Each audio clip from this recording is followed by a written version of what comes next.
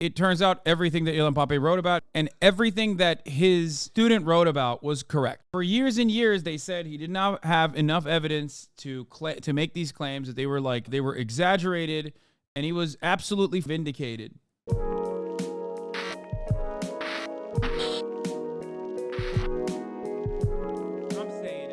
The generational divide is real.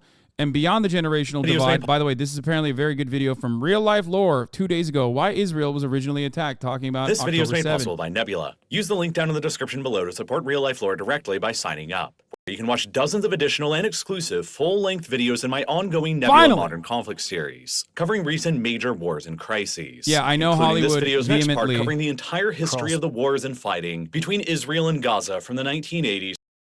Melissa Pereira was dropped from Scream 7 after social media posts amid Israel-Hamas war. It fucking ridiculous, by the way.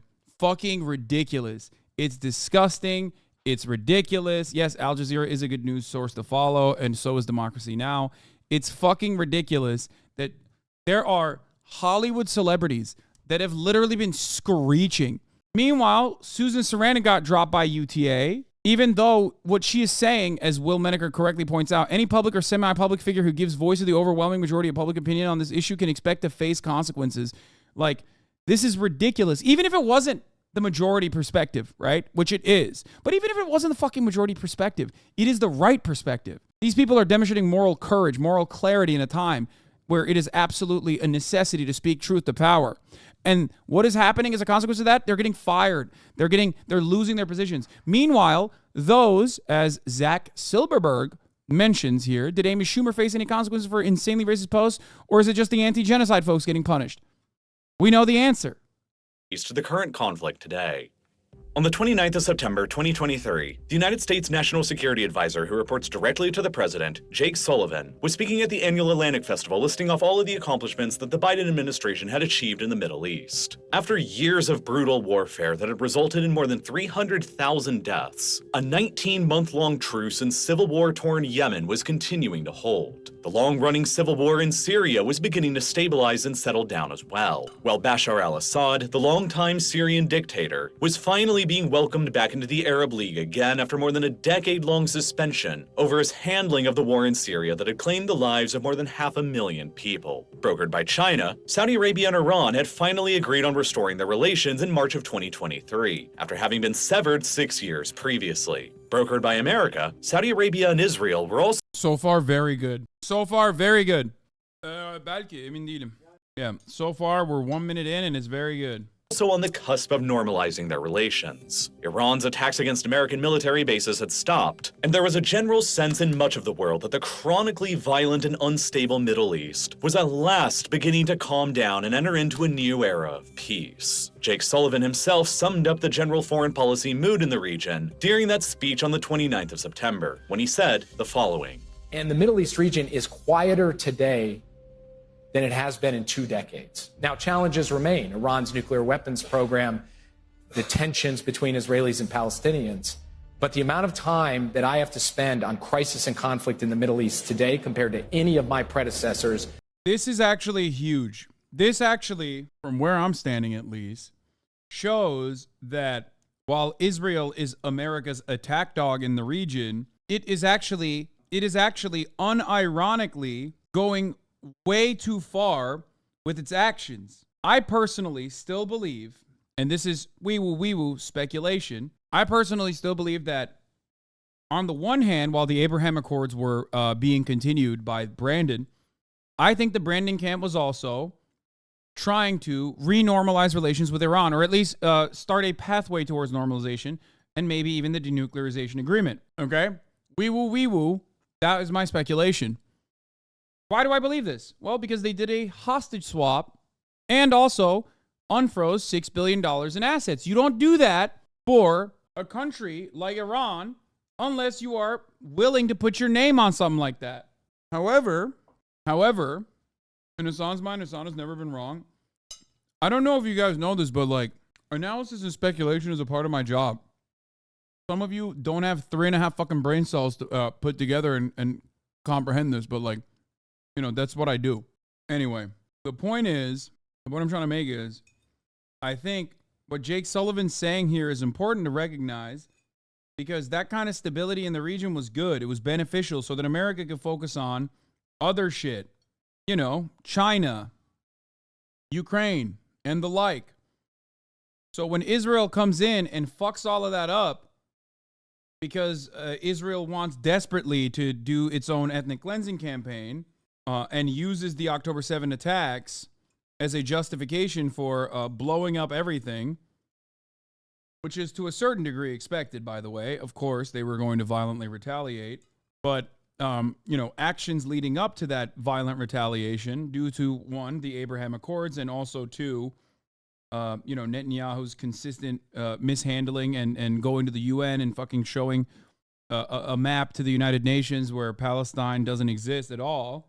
These escalations, beyond the violent maintenance of the apartheid regime, created an opportunity that, created a structure where, like, there was, of course, going to be some kind of violent retaliation that would blow up all of the regional stability conversations.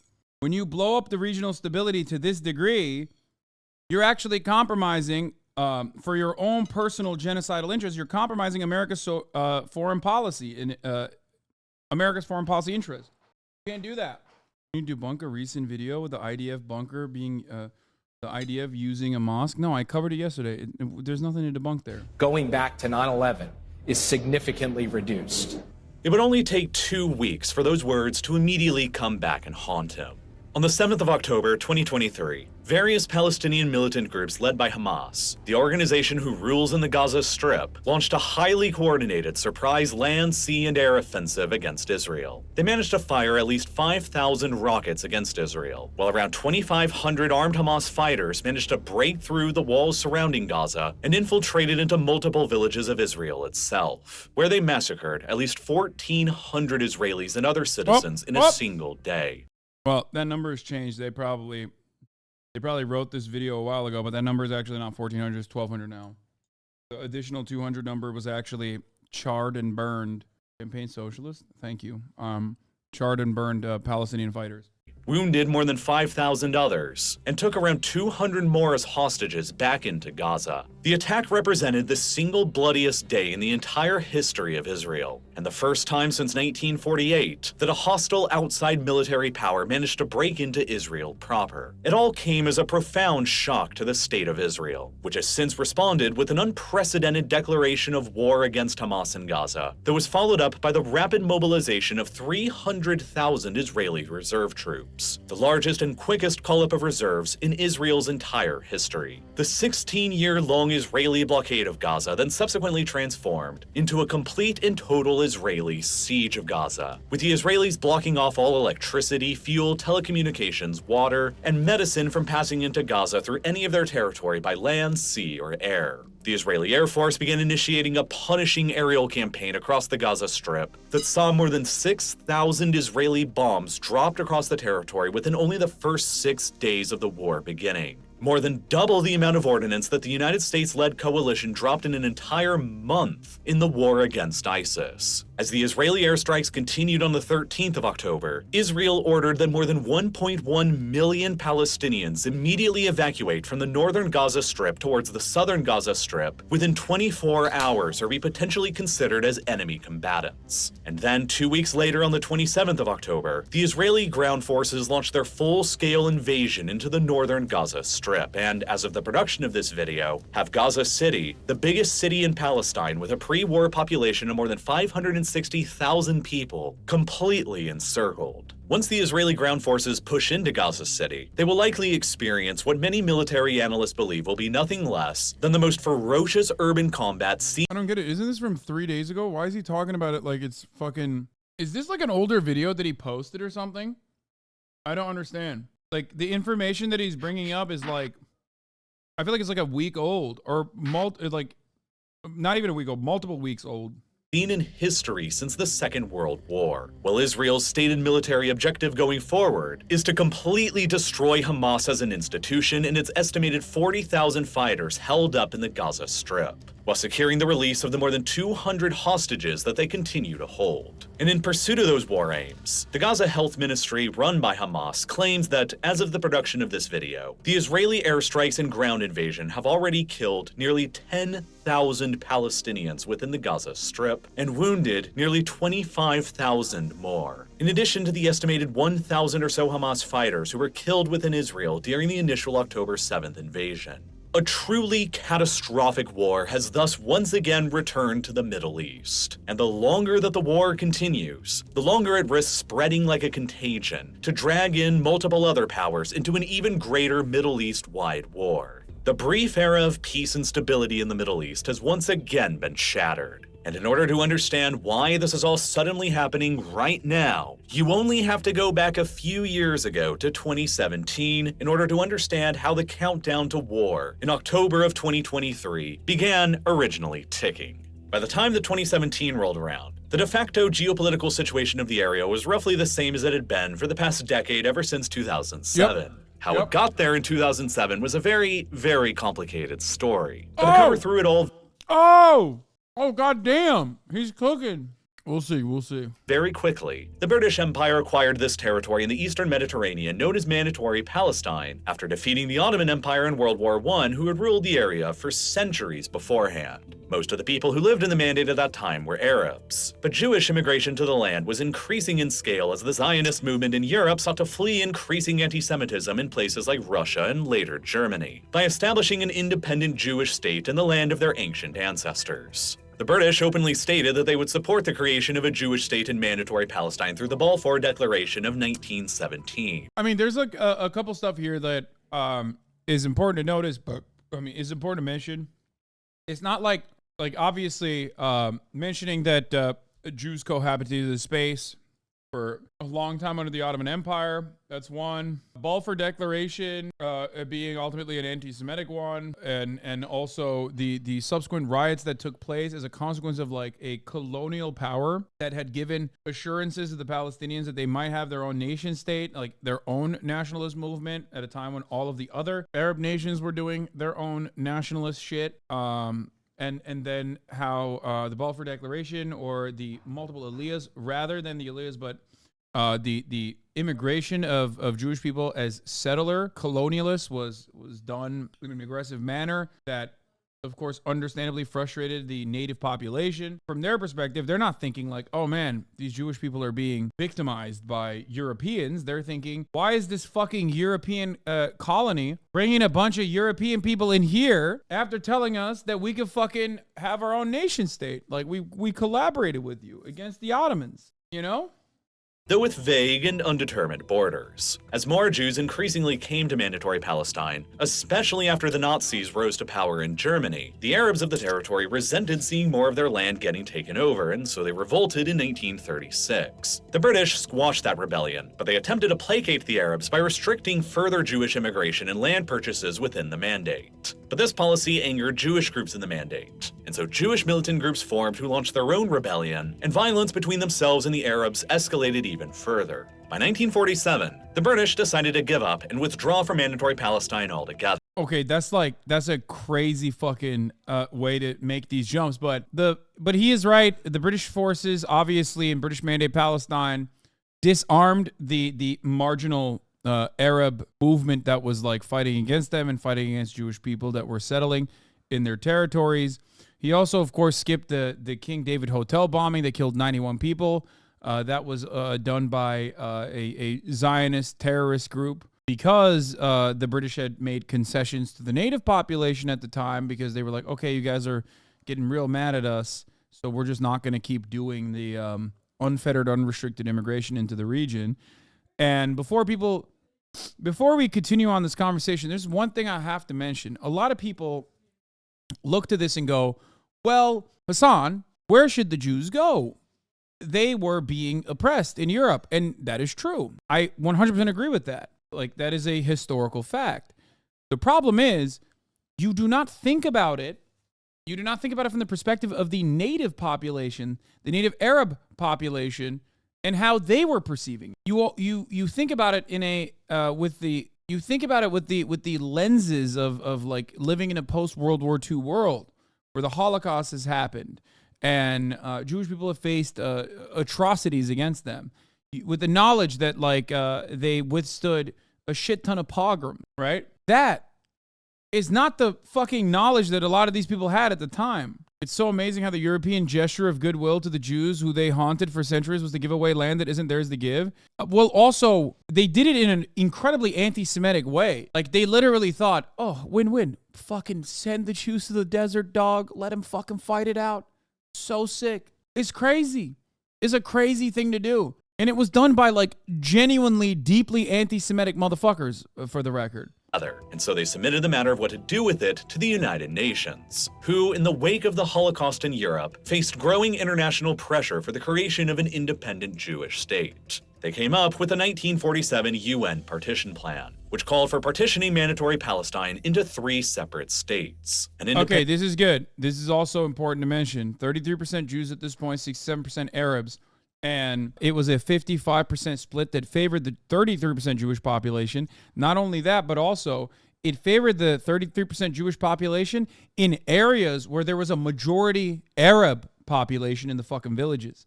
So they would literally end up in this partition plan. They would literally end up giving Israel land, or Jews before Israel, land that the Arabs actually had a majority in, which was fucking ridiculous. Independent Jewish state, an independent Palestinian Arab state, and an internationally run city-state in Jerusalem. The Arab side, in particular, resented this proposal at the time, though, as they argued it was too heavily biased towards the Jewish side, who were granted most of the mandate's land, despite only representing about 1/3 of the mandate's population at the time. The Jewish side, meanwhile, had misgivings about the plan as well, since most of the big cities and the actual arable land went to the Arab state, while Jerusalem itself was surrounded by Arab territory. But nonetheless, the Jewish side ultimately accepted the plan, while virtually the entire Arab world condemned the UN plan and rejected it. And the violence between the Palestinian Arabs and the Jews— I want to point to something here, okay?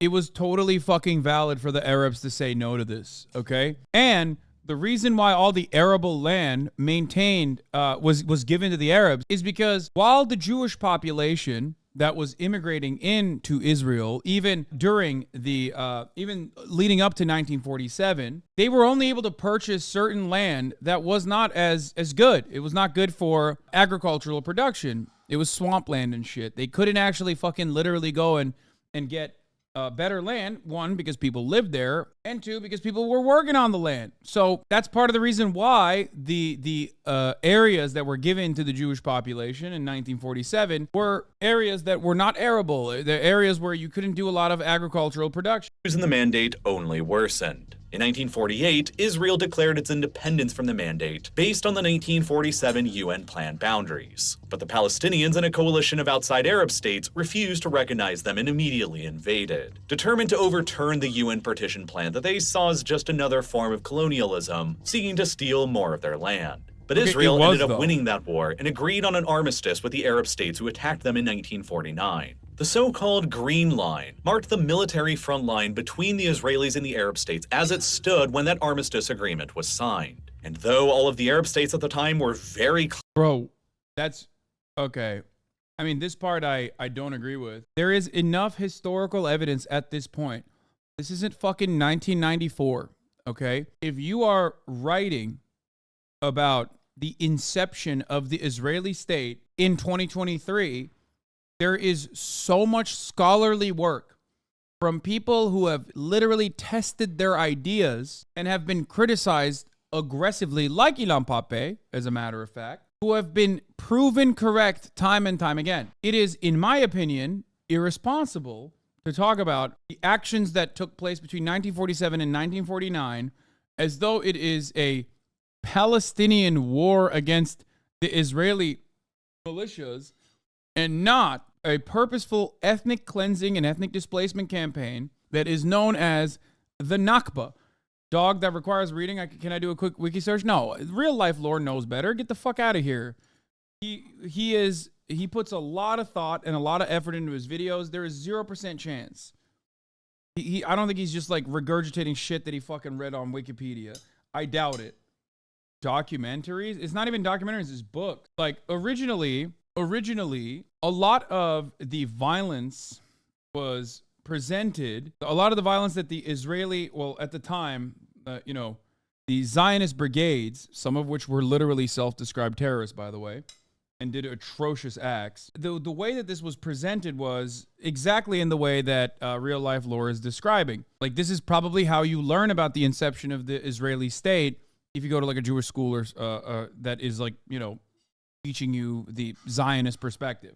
This is incredibly biased and at this point completely untrue.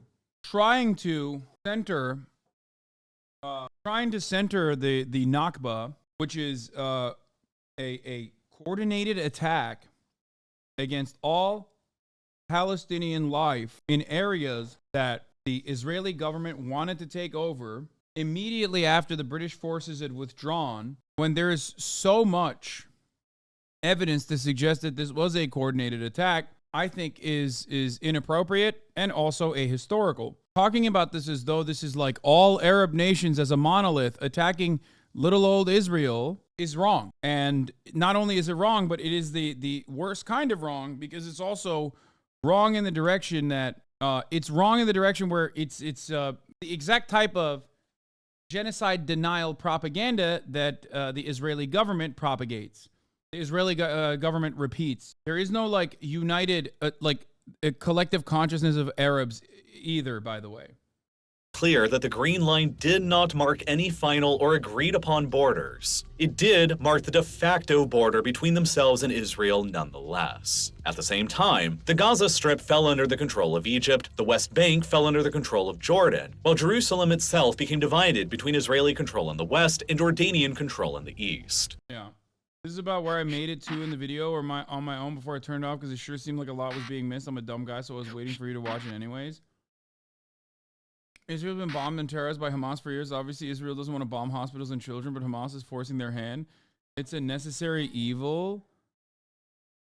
What? But if this is maddening, is ever going to stop? The moral responsibility to prevent Palestinian collateral damage, civilian collateral damage lies with Hamas. It's not Israel's fault. Terrorists are hiding among the civilians. Yeah, dude, it's so sad that, you just made me do it. You forced my hand to kill, 5,000 children, dude. Thanks, dude. Thanks for the moral clarity here. You really explained that Israel is not the villainous actor here. No, look at that guy's logs. Hamas talked shit for years and now everybody's crying when the bully get hit. Brother, how do you fucking look at a militant faction existing under an apartheid regime and go, those are the bullies and not the fucking apartheid? You know what I mean? That's fucking insane. It's insane. This is a completely delusional perspective to operate on. It's unfortunately all too common, like thinking that you won't see the top of the hour ad break at the top of the fucking hour. Yeah. People say they forced our hand, kill 5,000 children in the occupied territories, but they never considered that maybe the violent actions on October 7th aren't directly a consequence of like deep, undesirable anti-Semitism, but instead to make the fucking occupation as costly as possible after 75 fucking years. It wasn't born overnight, okay? Hamas didn't even fucking exist, nor was it ever popular. Ridiculous. It still isn't. Just like the top of the hour ad break isn't popular. Unless you're subscribed. Here's a 3-minute ad break now. How is it that people who want to defend Israel literally just forget about so many instances throughout Israeli history leading up to October 7th? Can you explain why Benny Morris called Ilan Pappé the world's sloppiest historian in the New Republic? I haven't had time to read all these back and forths. It's because Benny Morris himself was one of the first writers that talked about ethnic cleansing and the Nakba, like one of the first Israeli scholars. But because he's a Zionist, he then had to switch up his messaging, and he hated the fact that other historians alongside himself used his scholarly work to say, yeah, this is ethnic cleansing and not good. The major points of contention between Ilan Pappé and Benny Morris and other scholars in general out of the new historians is basically that one, the Nakba happened and it was bad versus the Nakba happened and it was good, or the fact that there's still some contention within Ilan Pappé's work, or they will claim that like one line out of Ben-Gurion's diaries and letters was mistranslated by Ilan Pappé. There was also the what do you call it? There was also the fucking Tontura. One of Ilan Pappé's students, which he backed and wrote about as well, talked about the Tontura massacre, right? And for years, people actually claimed that the Tontura massacre was false. It was like, there wasn't enough evidence to prove that it was real. And then a couple years later, after the fact, there was a documentary that came out that interviewed veterans. There was a documentary that came out that literally interviewed veterans that conducted the operations in Tontura, the massacres in Tontura, and it turns out everything that Ilan Pappé wrote about, everything that he wrote about, and everything that his student wrote about was correct. For years and years, they said he did not have enough evidence to make these claims, that they were they were exaggerated, and he was absolutely fucking vindicated when the veterans that existed, the veterans that literally fucking engaged in these acts, openly admitted it. They found the burial ground under the parking lot next to a beach where Tontura happened within the last few years. Yeah, I mean, more evidence has come out since then as well. Anyway, wait, why did we ban this guy? His response was forcing.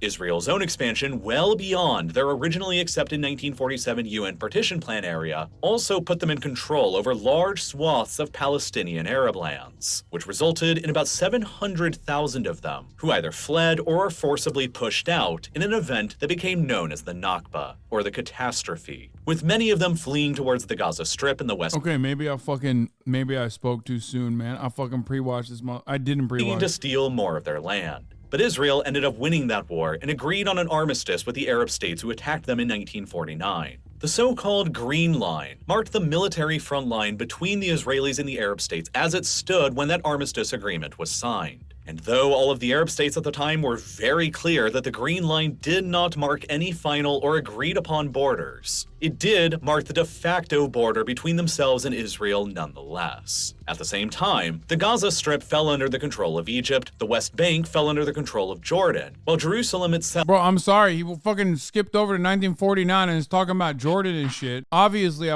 my expectation is I thought he fucking skipped it between Israeli entirely. Control in the West and Jordanian control in the East. Israel's own expansion well beyond their originally accepted 1947 UN partition plan area also put them in control over large swaths of Palestinian Arab lands, which resulted in about 700,000 of them who either fled or were forcibly pushed out in an event that became known as the Nakba, or the catastrophe. Also, they fled or either pushed out in an event that became known as the Nakba is like fucking ridiculous.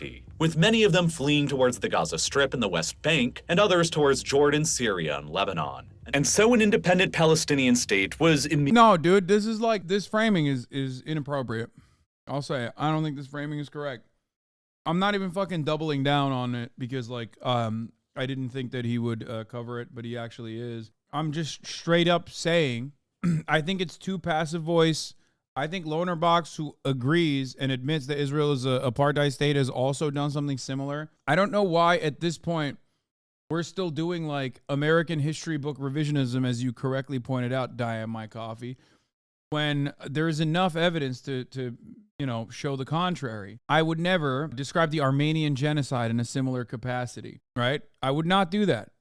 That would be genocide denial. It's crazy. I think like if a Turkish person were to talk about the Armenian genocide in such terms, you would correctly identify that as genocide denial. Oh, well, there was World War I, and, Armenians were forced out of these villages, and some of them escaped, and some of them fled, and some of them were forced out through violent acts, but ultimately there was a forcible displacement of Armenians to the tune of millions of Armenians leaving the area. And it's like, some shots were fired on the process. Some of them died on the process. They were Russian agents, blah, blah, blah. Like, this was a systematic. I'm glad that I actually took that sidestep to talk about Tontura, talk about Deir Yassin, talk about the Nakba, because I think it's very important to understand. I think it's very important to understand that it's not like, because that is the Israeli line. The line is, Arab war against Israel. Israel wins. Arabs can suck one. Okay, all Arabs, including Palestinians, and all Arabs are, all of the Arabs and their crimes. All Arabs and their crimes are attributed to the fucking Palestinians in general, and they can suck this Israeli dick. We won fair and square, and some of the people fled, and some of the people, it's disputed, maybe ran on their own volition. Immediately extinguished. At the same time, in 1949, there were approximately 1 million Jews of Mizrahi and Sephardi ancestry who lived all across the Muslim world as their ancestors had for thousands of years. But over the decades that followed, as Israel established itself further, the vast majority of them were either forcibly expelled, fled, or voluntarily migrated away in a mass Jewish exodus away from the Muslim world, and largely towards Israel. As a result, fewer than 30,000 Jews... Like, it's kind of wild that... Almost like, no, he's right. He's talking about the Aliyah, you fucking weirdos. He's talking about Jews that voluntarily came to Israel. A big chunk of them did. Some of them fucking left because they were, some of them ran away because of the pogroms, as I openly fucking point out. Okay? And some of them unironically were like, oh shit, Pog, Israel, love that. It's just funny that the way that he's describing this makes it almost the same as the Nakba. Which it's not. That did happen, but it excludes the fact that Israel also pushed for that to happen. I mean, I don't place a lot of emphasis on this, even though Avi Shlaim has written extensively about how he uncovered that Mossad had a synagogue bombing plot in Iraq. Avi Shlaim is an Iraqi Jew in Israel. And I don't place a lot of emphasis onto it because, like, honestly, there are plenty of accounts from Iraqi Jews that openly talked about how awful the conditions were in Iraq for them. So I don't think it's all too important that, like, it's good to show that it corresponded to the Israeli state's interests in populating Israel with Jews. But beyond that, I'm not going to sit here and be like, the Jews in Iraq were, like, perfectly well off and were not experiencing oppression or anti-Semitism. They were. A lot of the... It's not the same as the Nakba, of course. There isn't, they weren't like fucking going into Jewish villages and like doing mass rapes and shit. But I mean, there was still, there was still a lot of oppression that they faced at that point. I think a lot of the nationalist post-colonial movements were anti-Semitic in nature, not due to a innate hatred of Jews or anything. I think it was, in many instances, learned behavior from the Western world, especially when considering for how long Jews and Muslims in the region had peacefully coexisted, or at least much more peacefully coexisted in comparison to Jews everywhere else. I think that the centralization from the Western powers and also the additional anti-Semitism from the Western powers, from Christian powers in general, who like basically fucking invented anti-Semitism and were the biggest champions of it. I think a lot of that came within the framework of like, we don't want what happened in fucking historic Palestine to happen to us. We see that England is like populating the area with Jewish migrants in an act of settler colonial violence. They are doing this in their controlled territory. What if they do that to us? And then the Nakba happens, and you're like, oh my God, what the fuck? 750,000 Arabs, like, slaughtered, raped, destroyed, forcibly kicked away from their fucking towns they lived in. And that, in my opinion, has the negative consequence, but the foreseeable consequence of, like, making anti-Semitism basically a permanent staple in a lot of these Arab nationalist movements. If it was the Christians that did it and not Jewish people, it would be anti-Christian. You know what I mean? If the Christians slapped on the fucking cross onto their flag, and this was like a Christian enclave that was engaging in these acts, and there was a massive amount of Christian people that were not indigenous to the region, then yeah, there would be the same exact fucking reaction to Christianity, in my opinion. In Algeria, France had 3 tiers population. French then had Jews, that Muslims, they were the first to create the distinction based on religion. Yeah. continue to live in the Muslim world today, down from around 1 million in 1948. Today, these Middle Eastern and North African Jews who left and their descendants comprise more than 50% of the Israeli Jewish population. I know the Crusades happen, okay? And represent the country's single largest ethnic group today, while another 32% of the Israeli Jewish population are of Ashkenazi ancestry from Eastern and Central Europe. Bro, I comment on the Hasanabi productions of you and Willie Mack defending your stance a week ago. I'm still getting hate replies. Brother, there's a reason why I don't normally react to drama perverts, because the communities that they've fostered are some of the most psychopathic. Like, they have nothing else to live for, which is why they'll just hold on to it. So stop. Completely fucking cut it out. Cut it out. Cut it out from your life. You will never win. Turn off your fucking DMs. Turn it off. Don't respond. Disengage. It's not. They will never stop. They will never stop. Or, you know, criticize them, correct the record. Criticize them, correct the record, and move on. These are fucking Kiwi Farms losers, brother. You know, they have no life. This is all they do. Who represent the second largest group. Ever since that time, both the Palestinians and the Israelis have struggled defining where one of their territories begins and the other ends, within the overall territory of the former British Mandate, and have struggled with achieving universal recognition by the outside world. Israel's mostly internationally recognized boundaries today consist of that so-called Green Line dating back to 1949. But there were also the additional territories that came under Israel's control during the later Six-Day War of 1967 that lay beyond the 1949 Armistice Green Line. Territories that are usually referred to as either the post-1967 territories or the Israeli-occupied territories. They include the Sinai Peninsula seized from Egypt, the Palestinian inhabited territories that Israel seized from Egypt and Jordan, the Gaza Strip, the West Bank, and East Jerusalem, and the Golan Heights that were seized from Syria. After Israel seized all of these territories back in 1967, the United Nations Security What is this? Is there documentation about Jews living there before Zionism not being okay with it when they came into the region? Not being okay with it. I don't know about that. Council passed Resolution 242, which effectively considered them all as occupied territories that the Israelis should immediately withdraw from, while the Arab League convened at Khartoum in Sudan, where they proclaimed the 1967 Khartoum Resolution, explicitly laying out their foreign policy towards Israel going forward. No peace with Israel, no recognition with Israel, and no negotiations with Israel. A policy that became known as the Arab world's 3 no's, and the foundation upon which no Arab state would recognize Israel's existence in any context or shape for decades. Over the decades that followed from 1967, Israel treated each of their post-1967 acquired territories very differently. Israel agreed to return the Sinai Peninsula back to Egypt in 1979, in exchange for a formal peace treaty with Egypt and Egyptian recognition of Israel's right to exist, marking the first time that an Arab state would ever do such a thing, and the first time that an Arab state would violate the 3 no's agreed upon by the Arab League back in the 1967 Khartoum Resolution. Israel then unilaterally decided to annex all of East Jerusalem in 1980, and subsequently proclaimed a unified Jerusalem as its own capital city, something that the United Nations would immediately declare as legally null and void under international law with Resolution 478, that considered East Jerusalem to still be an Israeli-occupied territory, and which also called upon all UN member states to withdraw their embassies from Jerusalem in the aftermath, which I don't know what the fuck he's gonna get to in an hour if he, like, skipped over a bunch of shit.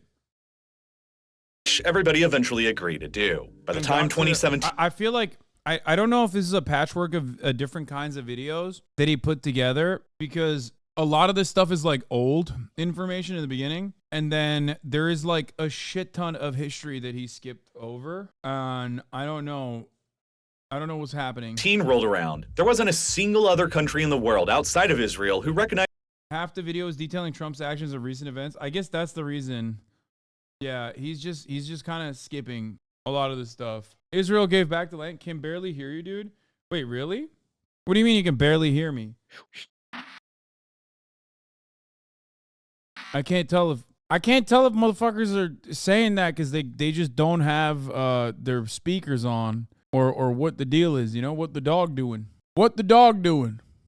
Israel's annexation of East Jerusalem or Jerusalem as the sole capital of Israel. Israel also decided to unilaterally annex the Golan Heights outright back in 1981, an action that the United Nations similarly declared under the passing of Resolution 497 immediately afterwards as null and void and without international legal effect. The Golan Heights would continue to be universally recognized by the entire international community as Israeli-occupied territory of It just seems like a lot of what Israel has done is universally acknowledged as like inappropriate, illegal, against international law. And yet for some fucking weird reason, they get away with it time and time again. It's because America allows it to happen. First the British and then America. of Syria for decades, and this also continued to remain true by 2017. That left the West Bank and the Gaza Strip, which Israel has also treated very differently from all of the other post-1967 territories. Egypt renounced its claim to the Gaza Strip in the peace treaty with Israel in 1978, while Jordan formally renounced its claims to the West Bank and East Jerusalem a decade later in 1988, before becoming the second Arab state to make peace with Israel and recognize Israel's existence in 1994. Those renunciations by Egypt and Jordan to the Gaza Strip, the West Bank, and East Jerusalem, and Israel's continued internationally unrecognized occupation of all of them, left them each effectively as Palestinian inhabited territories trapped in a state of permanent legal limbo for decades, as thousands of Israeli settlers began moving into all of them and displacing and angering the Palestinians who lived within them even further. After decades of violence between the Israeli authorities and the settlers on one side and the Palestinians on the other, in both the West Bank and East Jerusalem and the Gaza Strip, the Israelis and the Palestinians eventually agreed upon the Oslo Accords of 1993 and 1995, which established the Palestinian Authority as an interim Palestinian government body that was eventually assumed would, one day, take over full authority in the entire occupied West Bank, East Jerusalem, and the Gaza Strip,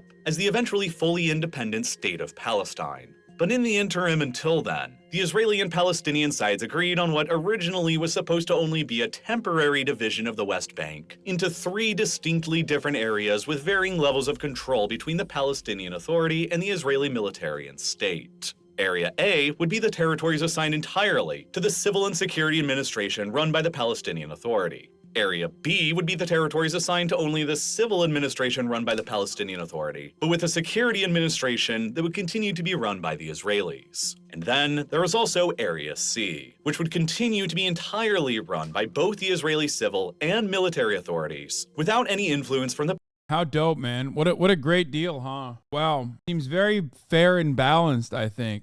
Zero chance he skips the Intifada. He's just not doing it chronologically, right? Yeah. Palestinian Authority at all, which effectively placed Area C under the continued de facto control of Israel. Area C consists of approximately 61% of the West Bank's total territory, and is presently the home of all of Israel's settlements and settlers in the West Bank, wedged all in between the Palestinian Authority's area. Damn, dog. Seems to me like the Oslo Accords did not result in a contiguous state for the Arab citizens here. I fucked it up. I fucked up the word. Seems to me like more and more partitions were occurring that created a structure of Bantustans, like not dissimilar to motherfucking apartheid South Africa.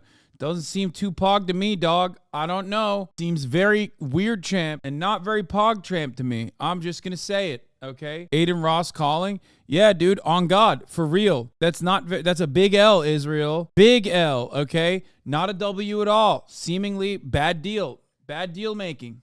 Area A and Area B, and ringed all around Jerusalem, where more than 99% of all the land is either strictly off limits or heavily restricted for Palestinians to access. Area C is also completely contiguous in area, while the Palestinian Authorities administer territories in Areas A and B are not contiguous, and divided between 165 separate enclaves in between the contiguous Israeli-administered Area C, that is chock full of Israeli settlements in a situation that is sometimes That's a good deal, by the way, boys. Been referred to as the Palestinian archipelago of the West Bank, and a system that has been very frequently compared to the system of apartheid that respect to real life lore for white-ruled South Africa and fucking pre-watch forced upon their black population until 1994. It was initially intended by the Oslo Accords of 1995 that all of Area C would be gradually transferred by the Israelis over to the Palestinian Authorities administration. But to date, that has never ended up happening. Within 1 week of the Oslo II Accord being signed on the 28th of September 1995, that established the system of areas A and B in the West Bank, and granted the Palestinian Authority limited control, the Israeli prime minister who signed them, Yitzhak Rabin, was assassinated by an Israeli right-wing extremist who was opposed to the concept of any independent Palestinian entity. And the next election that came the following year in 1996 brought Benjamin Netanyahu into the office of Israel's prime minister for the first time, which resulted in a stalling. Yeah, bro. They voted for the fucking guy who called for his assassination. You want to understand? Big L for Israel, dude. Imagine getting a motherfucking Eagles fan. Go Birds. Yeah, Israel, dude, isn't real. Racking up the fucking L's, letting a dude from Philadelphia run the country, run the show. Of any further negotiations between the Palestinian Authority and Israel. The supposedly temporary divisions within the West Bank agreed upon in 1995 immediately before. No, he's from Philadelphia. He's not a Pittsburgh Steelers fan. If he was a Pittsburgh Steelers fan, there'd be peace in the Middle East. Or Yitzhak Rabin's assassination have remained indefinite ever since, and the pace of Israeli settlers moving into Area C has only continued. At the current date in 2023, it's estimated that around 230,000 Israeli settlers live in the post-1967 territory of East Jerusalem, while another 470,000 Israeli settlers live within Area C of the West Bank. Damn, that's crazy. Seems to me like they lied about the two-state negotiations specifically so they could continue in an unfettered manner, rapidly expand into the West Bank with seemingly no end in sight, with the hopes that they could maybe continue doing pogroms and make the lives of Palestinians living on occupied Palestinian territory as unimaginably cruel and unusually torturous as possible, with the hopes that they could just, peacefully, ethnically cleanse them from the land. Damn, dude. Seems to me like these deals weren't that good. Across at least 132 separate Steelers build, Eagles destroy. Steelers like to build, Eagles like to destroy and live in sewage and bomb shit. Ben Shapiro build. Settlements in more than 140 separate outposts, where they have full civil and political rights like every other Israeli citizen does, and representing a four-fold increase in Israeli. It's just like, people love saying like, man, this is just so confusing and so complicated. And it's like, okay, like any Jewish person in America, no matter where the fuck, or anywhere around the world, could just literally go and have full citizenship and full rights and literally would get paid actually to go live in the fucking West Bank. But the motherfucking Palestinians that live like a couple miles away, the millions of Palestinians that used to live there can't go there. What do you mean? How is that allowed? How is that okay? Full rights aside from self-determination or marrying or buying a land or house or no. Jewish people in Israel have full rights. What do you mean? Oh God, I just realized, is Fetterman a Steelers fan? Weeby, how do you live with that? Don't fucking say no. Don't try to deny it. Was I wrong all along about Pittsburgh? City of brotherly love, not looking too bad right now. Let me tell you. I don't know, man. He was talking about the Palestinian citizens of Israel, dude. I know, but I wasn't talking about the Palestinian citizens of Israel. I was talking about Jewish people that are not Israeli citizens yet. The amount of rights they have is unlimited. They have unlimited rights. They can do whatever the fuck they want. In the West Bank, Palestinians that used to live there can't go there again. Settlers in the West Bank since the Oslo Accords were initially signed in 1995. This is in comparison to around 300,000 Palestinians who also live within Area C and are subject to Israeli military rule. Another roughly 2.8 million Palestinians who live confined within the Palestinian archipelago of Areas A and B under the Palestinian Authority's administration in the West Bank. And another... to also, important to mention that, like, Israel routinely bombs and conducts military operations on areas A and B that they have no business being inside of, but they still control it to a certain degree. And when they're not doing that, they also get the Palestinian Authority to conduct, policing at the behest of the Israeli security apparatus. So overall, whenever you see like bulldozers in the fucking West Bank, they're literally going into Palestinian territory that they have no business being inside of to do more terror. 362,000 Palestinians who live within the Israeli-annexed East Jerusalem, all of whom have almost zero say over how they are actually governed.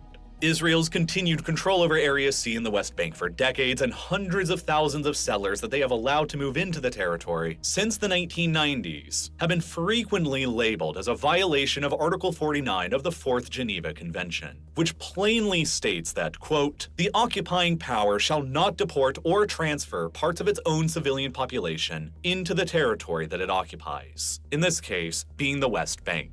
Meanwhile, by 2005, Israel maintained about 8,000 settlers across 21 different settlements in the Gaza Strip, but by then, the situation was becoming untenable. I mean, dude, I think part of the reason why Israel defends the settlements unconditionally for the most part is because, like, it is low-key how the fucking state was formed, you know what I mean? You're just kind of doing more Israel. You look at the settlements in the West Bank and you're like, well, I mean, this is how we did Israel. Now we're just doing Israel plus, right? At only about twice the size of Washington, D.C., the Gaza Strip was geographically much smaller than the West Bank was. But with a population of 1.4 million Palestinians back then, it was also substantially more densely populated and urbanized than the West Bank was as well. The high costs associated with defending only a few thousand settlers in this crowded urbanized territory was becoming too costly for Israel to bear. And so in 2005, they decided to unilaterally withdraw. I respect RealLifeLore again for saying this, because the way that this is presented in Zionist propaganda is like Israel, small bean, loves fucking Palestinians so much they're like, here, we'll give you Gaza. Go ahead. Bullshit. Draw from the Gaza Strip altogether. All of the 21 Israeli settlements inside of it were destroyed. All 8,000 Israeli settlers within Gaza were either evacuated or forcibly withdrawn, while the military withdrew as well, and for the first time, the entirety of the Gaza... Yeah, they were relocated. Where'd they go? Oh, that's right. They went to the fucking West Bank. These motherfuckers are crazy, bro. It's like, it's insane. Settlers are on some other shit, 100%. Like, I know the similarities between, like, Israel proper and, like, how it came to be. Collection of settlements and settlements in the West Bank and Gaza are a little different. But, like, it's so crazy. Did you saw the Hamas photos on October 7 on their website? Ask yourself, do you think Hamas went to an Israeli company called Wix, okay, and said, Ahmed, let's start a website for Hamas, okay? Let's use Wix, bro. Like, while they're getting bombed into oblivion. Damn, bro, these motherfuckers are not doing BDS. I wag my finger at the Hamas leadership for not practicing boycott, divestments, and sanctions of the state of Israel with their utilization of Wix.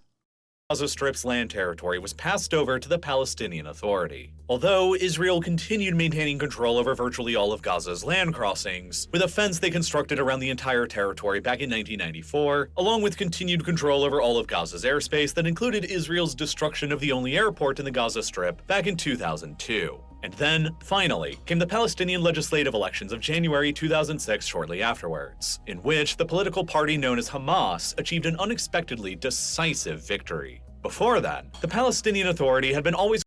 Okay, bro, it's 3%. Like, I wouldn't say it's like an unexpected... It's unexpected, but I wouldn't say it's decisive. And ultimately, the details of the election are that they're, like, running on an antique...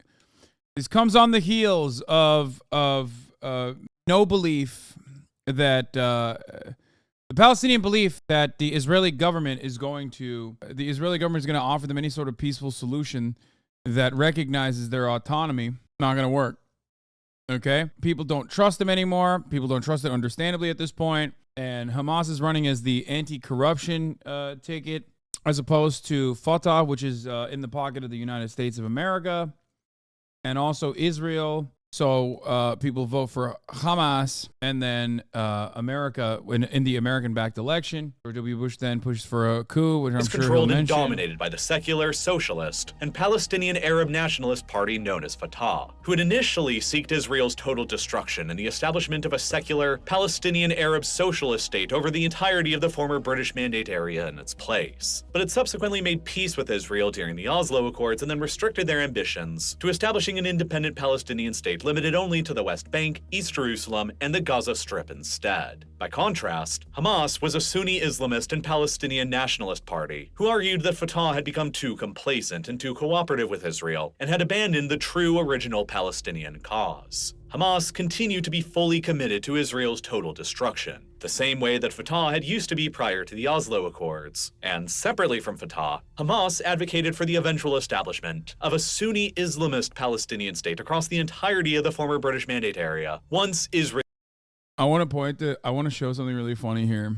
There's nothing funnier than a particular community and their members coming in here, calling me a fucking Turk roach and repeating, the Turk roach does not seek out criticism because they got banned for having the username Hamas Piker 420. Like, what criticism is happening here? That I'm a fucking Hamas terrorist? Is that what you are going to say? Is that your criticism? Israel had been completely destroyed. After a brief civil war within the Palestinian Authority between Hamas and Fatah, Hamas emerged victorious within the Gaza Strip and pushed Fatah out completely by the middle of 2007, which has ever since led to a continuous division with.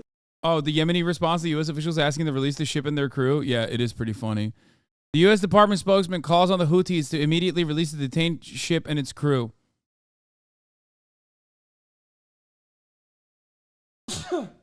He said, no. I do understand why the American State Department was like letting the Saudi forces do a genocide in Yemen for as long as they did. These motherfuckers, when you unleash them, are an unimaginable force. Just an unstoppable force. They literally, dude, there is no recovery. There is no recovery from going from a fucking ethnic cleansing campaign to like taking over ships like this in a matter of months. Are you out of your mind? They keep interviewing them in Yemen. They, like, people go there, they interview them. They're like, what are you doing? And they're like, yeah, we're going to keep doing it. You can't stop us. What are you going to do? Kill us harder? You've been trying for the fucking past multiple years. They're crazy. They're crazy. That was an incredibly weird thing to say, but I get what you mean. There's never been a bigger glow up than going from straight up. I mean, I guess you could say this about like Israel, but like the difference is these guys went from being genocided to fighting against like actual, like the hegemonic superpower. A lot of the Jewish people that came on ships from the Holocaust fought alongside like an actual standing military against like the Palestinian villages that didn't really have any power whatsoever. You know what I mean? That would be like a similar glow up, I guess. But even then, Stuart Seld was the deputy director of the U.S. State Department. I know, we talked about it already. Saying Yemen had the glow up as if the Iranian ballistic missiles are just the accessory that completes their new look. Yeah, I mean, they did. Within the Palestinian leadership, the Sunni Islamists of Hamas based in the Gaza Strip, who are fully dedicated to Israel's total destruction and the eventual establishment of a Sunni Islamic state across the entirety of the former British Mandate in its place, and the secular, socialist, and nationalist Fatah based in the. I mean, they said till 2017. So I guess that is technically true until 2017, when the new charter literally is like, we actually love everybody, we just don't like Zionists. Palestinian archipelago of the West Bank, willing to work together with Israel to eventually establish an independent Palestinian state based on the entirety of the West Bank, East Jerusalem, and the Gaza Strip, while recognizing Israel's own borders based on the 1949 Armistice Green Line, the same way that Egypt and Jordan do. But Israel responded to Hamas's uncompromising takeover of the Gaza Strip in 2007 by initiating a complete land, air, and sea blockade over the territory. Yeah, I mean, this part is also incorrect. The blockade preceded the full-blown Hamas takeover, and the full-blown Hamas takeover came as a consequence of a coup that failed, an American-backed Fatah coup that failed, and they already had like a blockade propped up before. So I don't know why the fuck people say that. They make it seem like, oh, Hamas scary, they want to take over everything in Israel, that's why the blockade had to happen. It's like, no, that's not correct. That harshly limited the ability of Palestinians or goods to exit or enter. A blockade that Gaza's other neighbor, Egypt, agreed to fully participate in on their side of the border as well. The 1994-era fence surrounding Gaza by land across Israel and Egypt was then extensively upgraded into the modern system of high walls, barbed wire, motion sensors, and even robotic machine guns, while the Israeli Navy enforced a maritime no-go zone around the Gaza Strip by sea, while the Israeli Air Force enforced a no-fly zone over the Gaza Strip's airspace. Israel's stated aims of enforcing the blockade over the Gaza Strip were to restrict— What airspace, dog? You blew up the fucking air— He said they blew up the airport in 2001. suspicious. So the airport blew up in 2001, and yet the blockade didn't happen until 2007. Something to consider. Why was the airport not built again? There were still Jewish settlers living there until 2005. I wonder what was going on. The ability of the Hamas-led government inside from being able to import weapons from abroad to use against Israel, and to economically strangle the Hamas-led government and apply pressures on it to either moderate its position or face a slow, grinding collapse with a permanent scarcity of resources and supplies, generating unrest amongst the Palestinians they were elected to. Anybody have family in Israel? I do, and don't know what to tell them. Brother, I don't know. I know like older Jewish people that have reached out in like the past couple of months that I try to connect with, like some of my friends in the movement, some of my Jewish friends in the movement, I mean, in the anti-Zionist movement, because I feel like I'm not the perfect person to be able to like convince people. But it's no different in many ways than trying to fucking talk to your parents about Fox News. You know what I mean? Like, think about it. We think like Israel and anti-Zionism is like a totally separate thing. The reality is, it's no different than trying to talk to your fucking anti-vaxxer parents. You know what I mean? About why they should stop watching Fox News and poisoning their brain. Many instances, the propaganda comes from the exact same fucking vectors too. To govern, but you know, keep trying, I guess. For the past 16 years that have followed this blockade of Gaza beginning, Hamas has neither moderated its position nor collapsed from power, while frequent fighting has consistently erupted between them and Israel ever since. And so, the joint Israeli-Egyptian blockade has continued on without a pause now for the past 16 years that have followed ever since 2007, a situation that has been frequently labeled as one of the 21st century's vastest humanitarian catastrophes. Israel's 16-year ongoing blockade of Gaza has been frequently labeled by human rights advocates as a form of collective punishment applied to everyone who lives within the Gaza Strip, while Israel has always counter-maintained that the policy is necessary to protect their own citizens from attacks coming from Hamas. Notably, Gaza's population has increased from around 1.4 million people when the blockade began in 2007 to about 2.2 million people today in 2023. Meaning that about 800,000 of the Palestinians within the Gaza Strip, or about 40% of the entire population right now, are currently children 16 years or younger who have been born during this total blockade and who have literally never known anything other than life confined within the walls, enforced by the Israeli military, and stuck under Hamas's continued uncompromising leadership. And all of the accompanying poverty, hunger, resource scarcity, and occasional ferocious violence that has come with it. At only about twice the size of Washington, D.C., the Gaza Strip has since become one of the most crowded and densely populated places anywhere in the entire world. And surrounded by high walls and a naval blockade on all sides, and an enforced no-fly zone above it, where hardly anyone is ever allowed to leave for any reason at all. It has also frequently been referred to ever since as constituting nothing less. This is just an attack on Titan? No, because there's no fucking, like, Hamas doesn't have the world-ending capabilities that you know, it's so stupid, okay? No, it's not Attack on Titan. It's not Attack on Titan because Hamas doesn't have the genocidal world-ending capabilities, okay? Shut the fuck up. Oh, you mean Israel is the Titans? Yeah, I'm sorry, dude. As much as of a fucking weeb pervert I am, okay?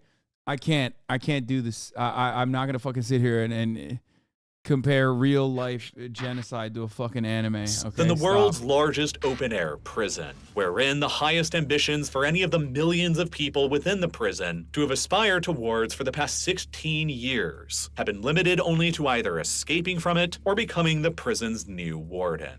This was the extremely complicated geopolitical state that Israel and Palestine both found themselves in between 2007 and 2017, with Israel effectively managing its post-1967 acquired and occupied territories with a suffocating blockade enforced around the Gaza Strip, increasing the numbers of its settlers in Area C of the West Bank, accompanied by frequent talks of annexing parts or all of it directly, and prior outright annexations of East Jerusalem and the Golan Heights that nobody else in the outside world recognized as being legitimate. At the same time, Israel was maintaining international recognition based on its 1949 Green Line armistice borders with most of the world's other countries, though with very notable exceptions continuing in the Arab and Muslim worlds who had largely never recognized Israel's existence ever since the end of the British Mandate in 1948, along with several anti-colonial or anti-Western socialist states like North Korea, Cuba, and Venezuela. By 2017, the only Arab states that had ever recognized Israel's existence and made peace were Egypt in 1980 and Jordan in 1994, with all the others continuing to hold ranks in solidarity with the Palestinians, and the three no's of the 1967 Khartoum Resolution. I mean, I think a lot of this stuff is also silly because the relations between Israel and the surrounding regional powers certainly got better over the course of the past 20 years, regardless of normalizing relations openly on paper. The Abraham Accords are simply making this relationship public. The state of Palestine, meanwhile, based on its claims to the entire West Bank, East Jerusalem, and the Gaza Strip from the Oslo Accords in 1993 and 1995, and represented by the Fatah-led Palestinian Authority, was recognized by most of the outside world as well and was granted the status of a permanent observer at the United Nations in 2012. Though, very notably, lacked any official recognition across most of the Western world, including none from Israel, the United States, Canada, Australia, Japan, and most of Western Europe. And despite its continued de jure claims to sovereignty in the entire West Bank, East Jerusalem, and the Gaza Strip, the Palestinian Authority really only maintained de facto authority over the Palestinian archipelago within the West Bank, with the rest of the West Bank and Area C under continued Israeli colonial and military rule, East Jerusalem being annexed directly into Israel itself, and the Gaza Strip under the control of its rival Hamas government, completely blockaded by the Israelis and Egyptians, with frequent violence erupting all around it. This was the general situation that remained more or less the same between 2007 and 2017, until things finally started rapidly changing even further in favor of the Israelis after Donald Trump assumed the American presidency in January of 2017. Within his first year of assuming office in December of 2017, the Trump administration extended official U.S. recognition of Jerusalem as the capital city of Israel, which effectively extended formal U.S. recognition to Israel's unilateral annexation of East Jerusalem as well, an action that had previously gone unrecognized by the entire international community since 1980. The day after the U.S. announcement was made, the UN Security Council called for an emergency meeting, where 14 out of the 15 members universally condemned the American decision. But it was vetoed and overturned by the sole remaining member of the council, the United States itself. The vast majority of the world's leaders sharply condemned the American decision because it effectively meant that the United States would never recognize East Jerusalem as being a part of any future independent Palestinian state. To date, only a handful of other countries have followed the Americans' lead in recognizing a unified Jerusalem as being exclusively Israel's capital, Guatemala and Honduras, and the only partially recognized state of Kosovo being the only other ones. Hamas, still blockaded within the Gaza Strip, immediately seized on the opportunity to demand a new Palestinian intifada or uprising be launched against the Israelis in response to the American decision. On the 14th of May, 2018, the United States officially transferred its embassy to Israel from Tel Aviv to Jerusalem, with the new embassy's grand opening, which sparked mass protests organized by Hamas within the Gaza Strip near to the Israeli border wall that went on for every single Friday for nearly an entire year and a half until the end of 2019, that tens of thousands of Palestinians participated in, and which the Israeli Defense Forces responded to harshly with frequent tear gas and sniper fire that resulted in the deaths of at least 223 Palestinians and more than 9,200 injuries. And in the same month that America recognized Jerusalem as Israel's capital, the Netanyahu administration's ruling Likud party in Israel passed a resolution that instructed Israeli legislators to finally begin pursuing the full unilateral annexation of the West Bank next, an action that Israel had long resisted formally doing ever since 1967, largely out of the fear of what the international backlash towards them would end up being.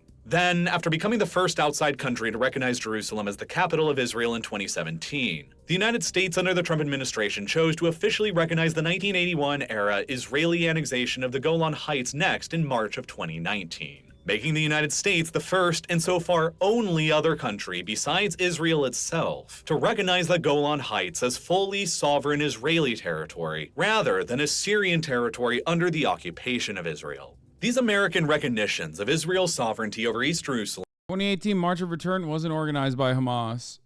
It was organized by a random poet. There was actually no Hamas presence, according to the people on the ground. And the people that were shot at were children, women, elderly, nurses, and the like. Also, yeah, disabled people, people in a wheelchair, pregnant women.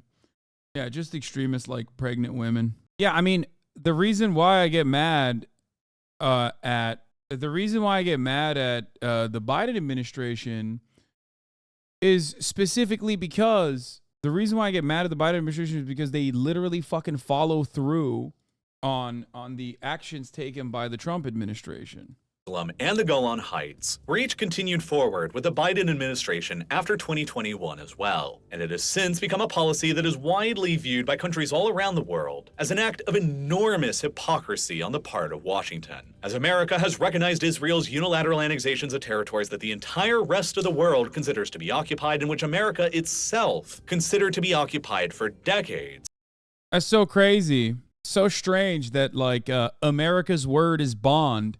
But when I say America is the hegemonic superpower and that it is also bad, it does a lot of bad things, everybody fucking chirps at me and cries about it. Two things that edgy white boys on the internet and edgy Americans especially that want healthcare cannot fucking stand is when you say American foreign policy has done a lot of bad objectively around the planet and it is the most powerful nation on the planet. And in order to be the most powerful nation on the planet, it has to do a lot of bad. I don't like that. The other thing that the edgy white boys especially fucking hate on Reddit, who are like, I love healthcare. I think I want to have healthcare. It would be great if we did. But God damn it, do not say anything that disparages white people across the board on immutable characteristics. You're fucking racist. You're more racist than people that shit on black people, actually. Those are the two things, and they happen to be the two major motivating principles behind most people and their interests online. Like most political circles online have to literally take the pro-American position, and you can't say anything, God forbid, about white people, even in jest, even if you're white yourself. I unfortunately take the exact opposite position on both of these issues, so that's why I draw a lot of ire. Another thing that you can fucking also assuredly draw a lot of ire from if you support it is sex work. So trifecta, you know? While America simultaneously has fiercely rejected Russia's unilateral annexations of territories in Ukraine. Yeah, anti-white racism. Why die on this hill? Racism is the same as making someone who is short. Karen is a slur. Also, we're going to keep calling you a terrorist and keep calling you a Hamas supporter. Keep saying the N-word. Keep defending saying the N-word as a white person. And we're going to literally nonstop make websites, take out ads, calling you a Hamas supporter over and over again. Okay, none of this is Islamophobic. After all, we have bastardized your words to say that you actually do support terrorism, a designation that we've created for you specifically. Okay? Yeah. Yeah, no, totally, guys. It's I'm going to take it very seriously when a community of individuals who compare me to Osama bin Laden and say I'm a fucking terrorist supporter over and over again, who've like built websites linking me to Hamas are actually very offended at the usage of what they declare to be slurs. That are also considered to be occupied, like Crimea, Kherson, Zaporizhia, Donetsk, and Luhansk. It has since made it appear to many outside observers that America isn't actually serious about upholding the norms of international law, but is only interested in selectively applying it to its rivals like Russia when they occupy and annex territories, while ignoring it for their friends and allies like Israel when they occupy and annex territories.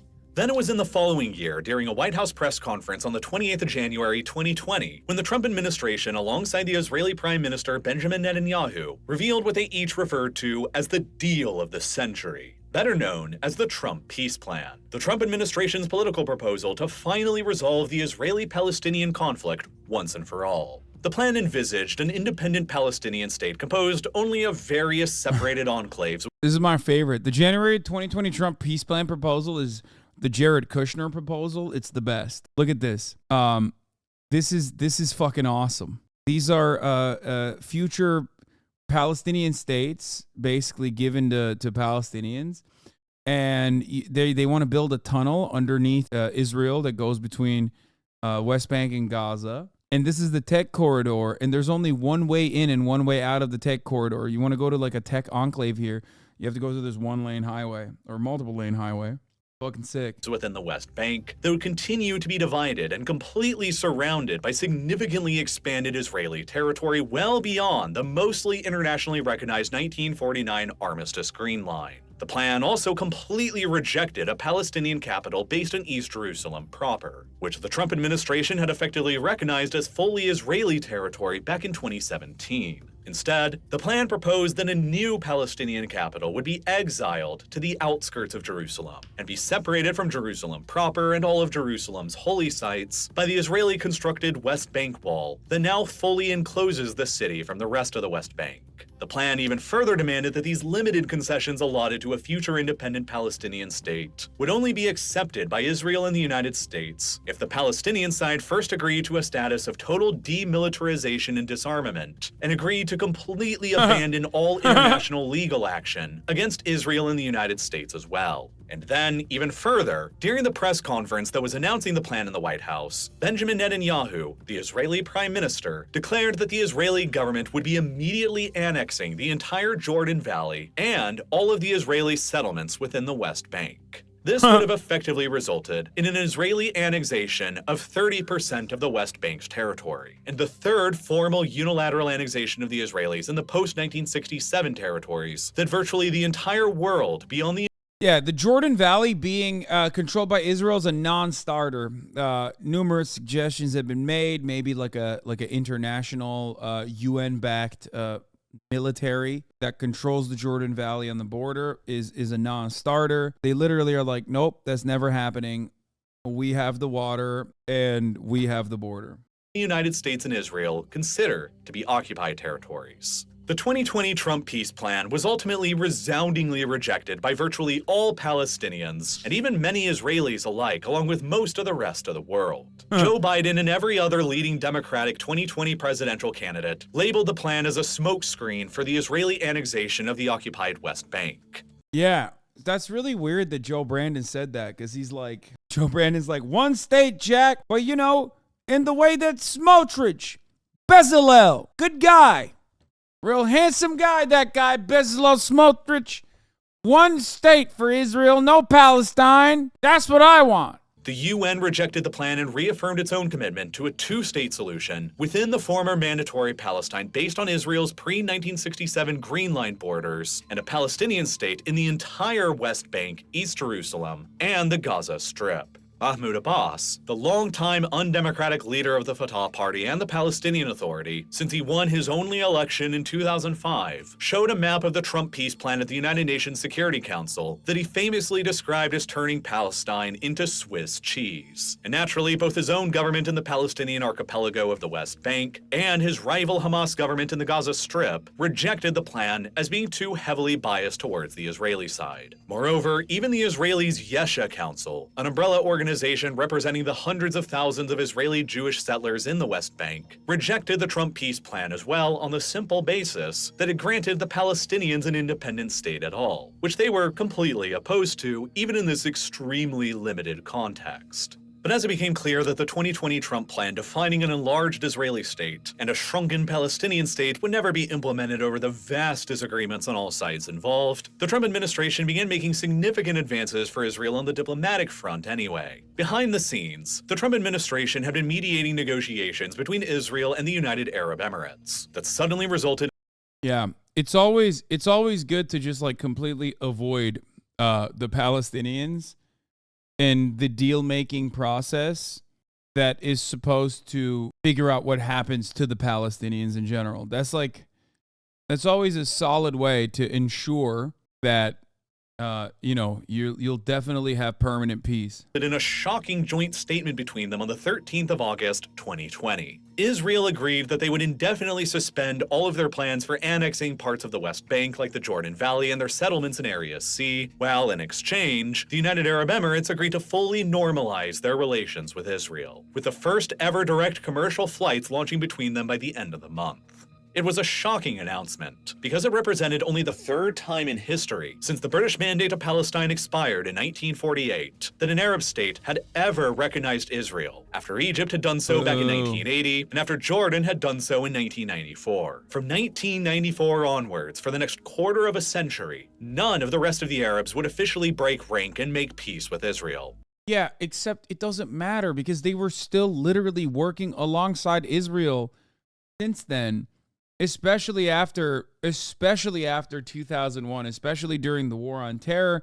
Like the idea that the Gulf states have not been American client states in perpetuity is a silly one, in my opinion. That's why we give them a lot of leeway, like including when they fund Salafist militias and shit, or Wahhabist fundamentalist militias. All around, as a matter of fact, all around the region. Yeah, motherfucker, I'm American. I don't know if you know this. My name is Hasan. I'm Turkish, but I'm also American. So, like, the countries that the United States of America does not like in the region are the same countries that also have a problem with Israel's existence. Like, unironically has a problem with Israel's existence and has gone back and forth on their own relationship with Israel. Syria being one. Obviously Yemen, or at least the Houthi government of Yemen, certainly Iran being the major player in the region, but every other country in the region has always been unconditionally in support, and Iraq at certain points as well, and Lebanon at certain points as well to a certain degree. But every other country in the region has always been,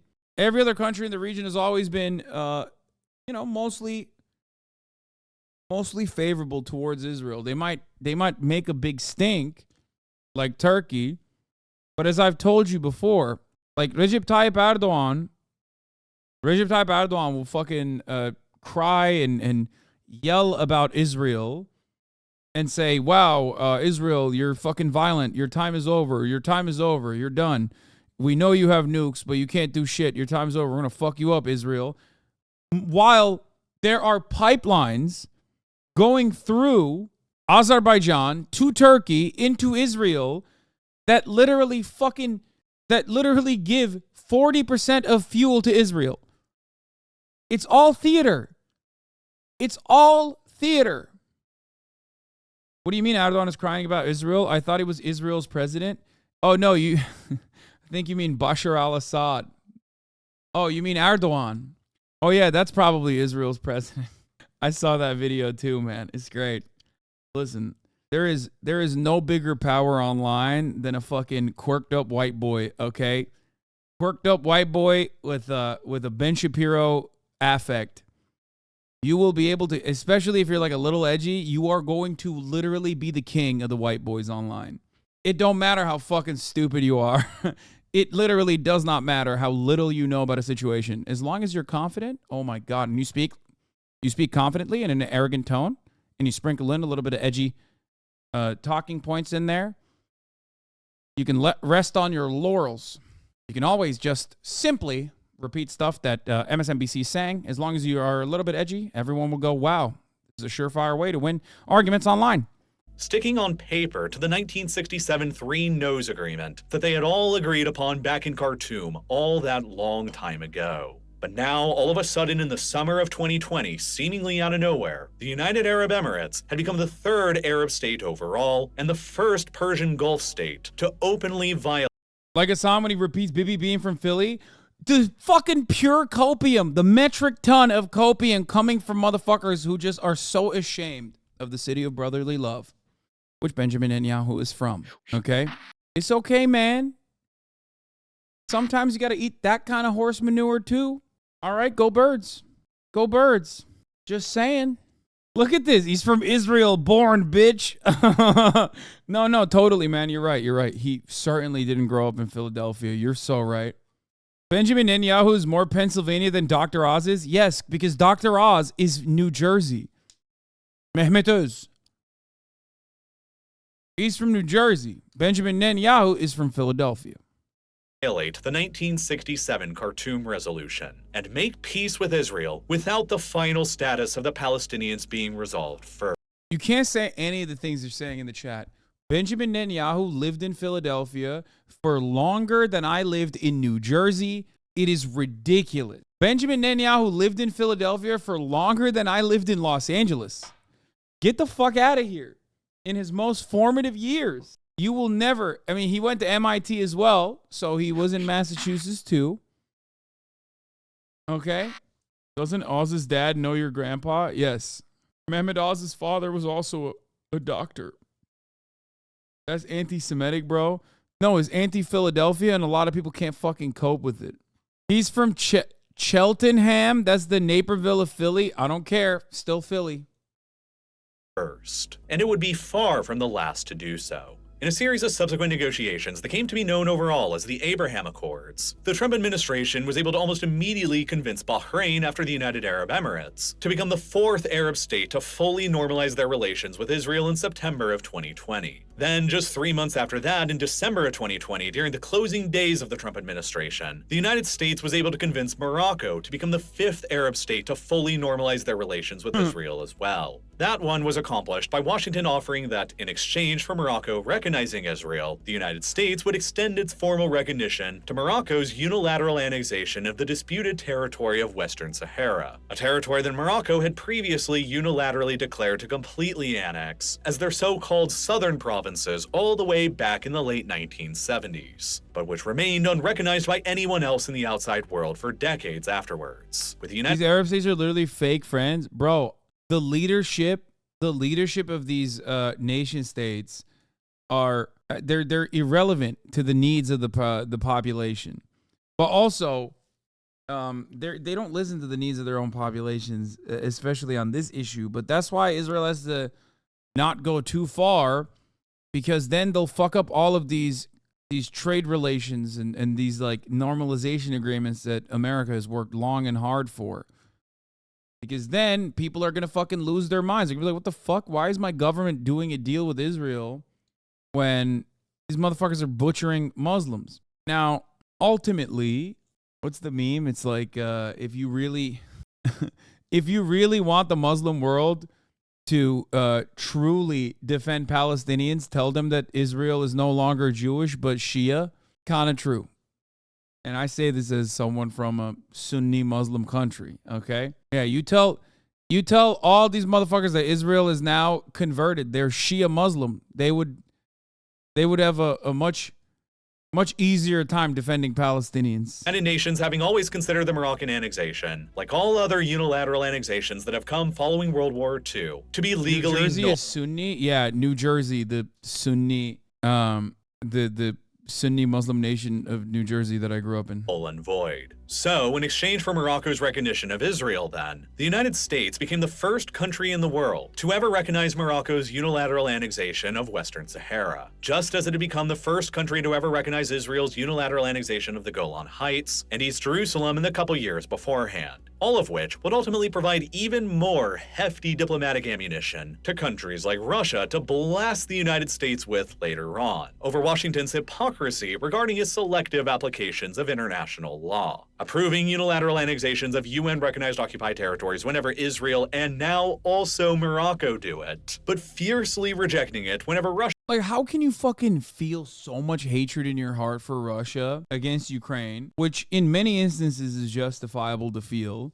but like you do not reserve a fraction of that anger for Israel? Like, it blows my mind, dude. It blows my fucking mind. It's so crazy. Russia does the same thing in Ukraine. 3 years later, in 2023, Israel would return the favor granted by Morocco by becoming the second state in the outside world to formally recognize Morocco's annexation of Western Sahara. Because Ukraine is white, dog, is really not that hard. I mean, no, it's...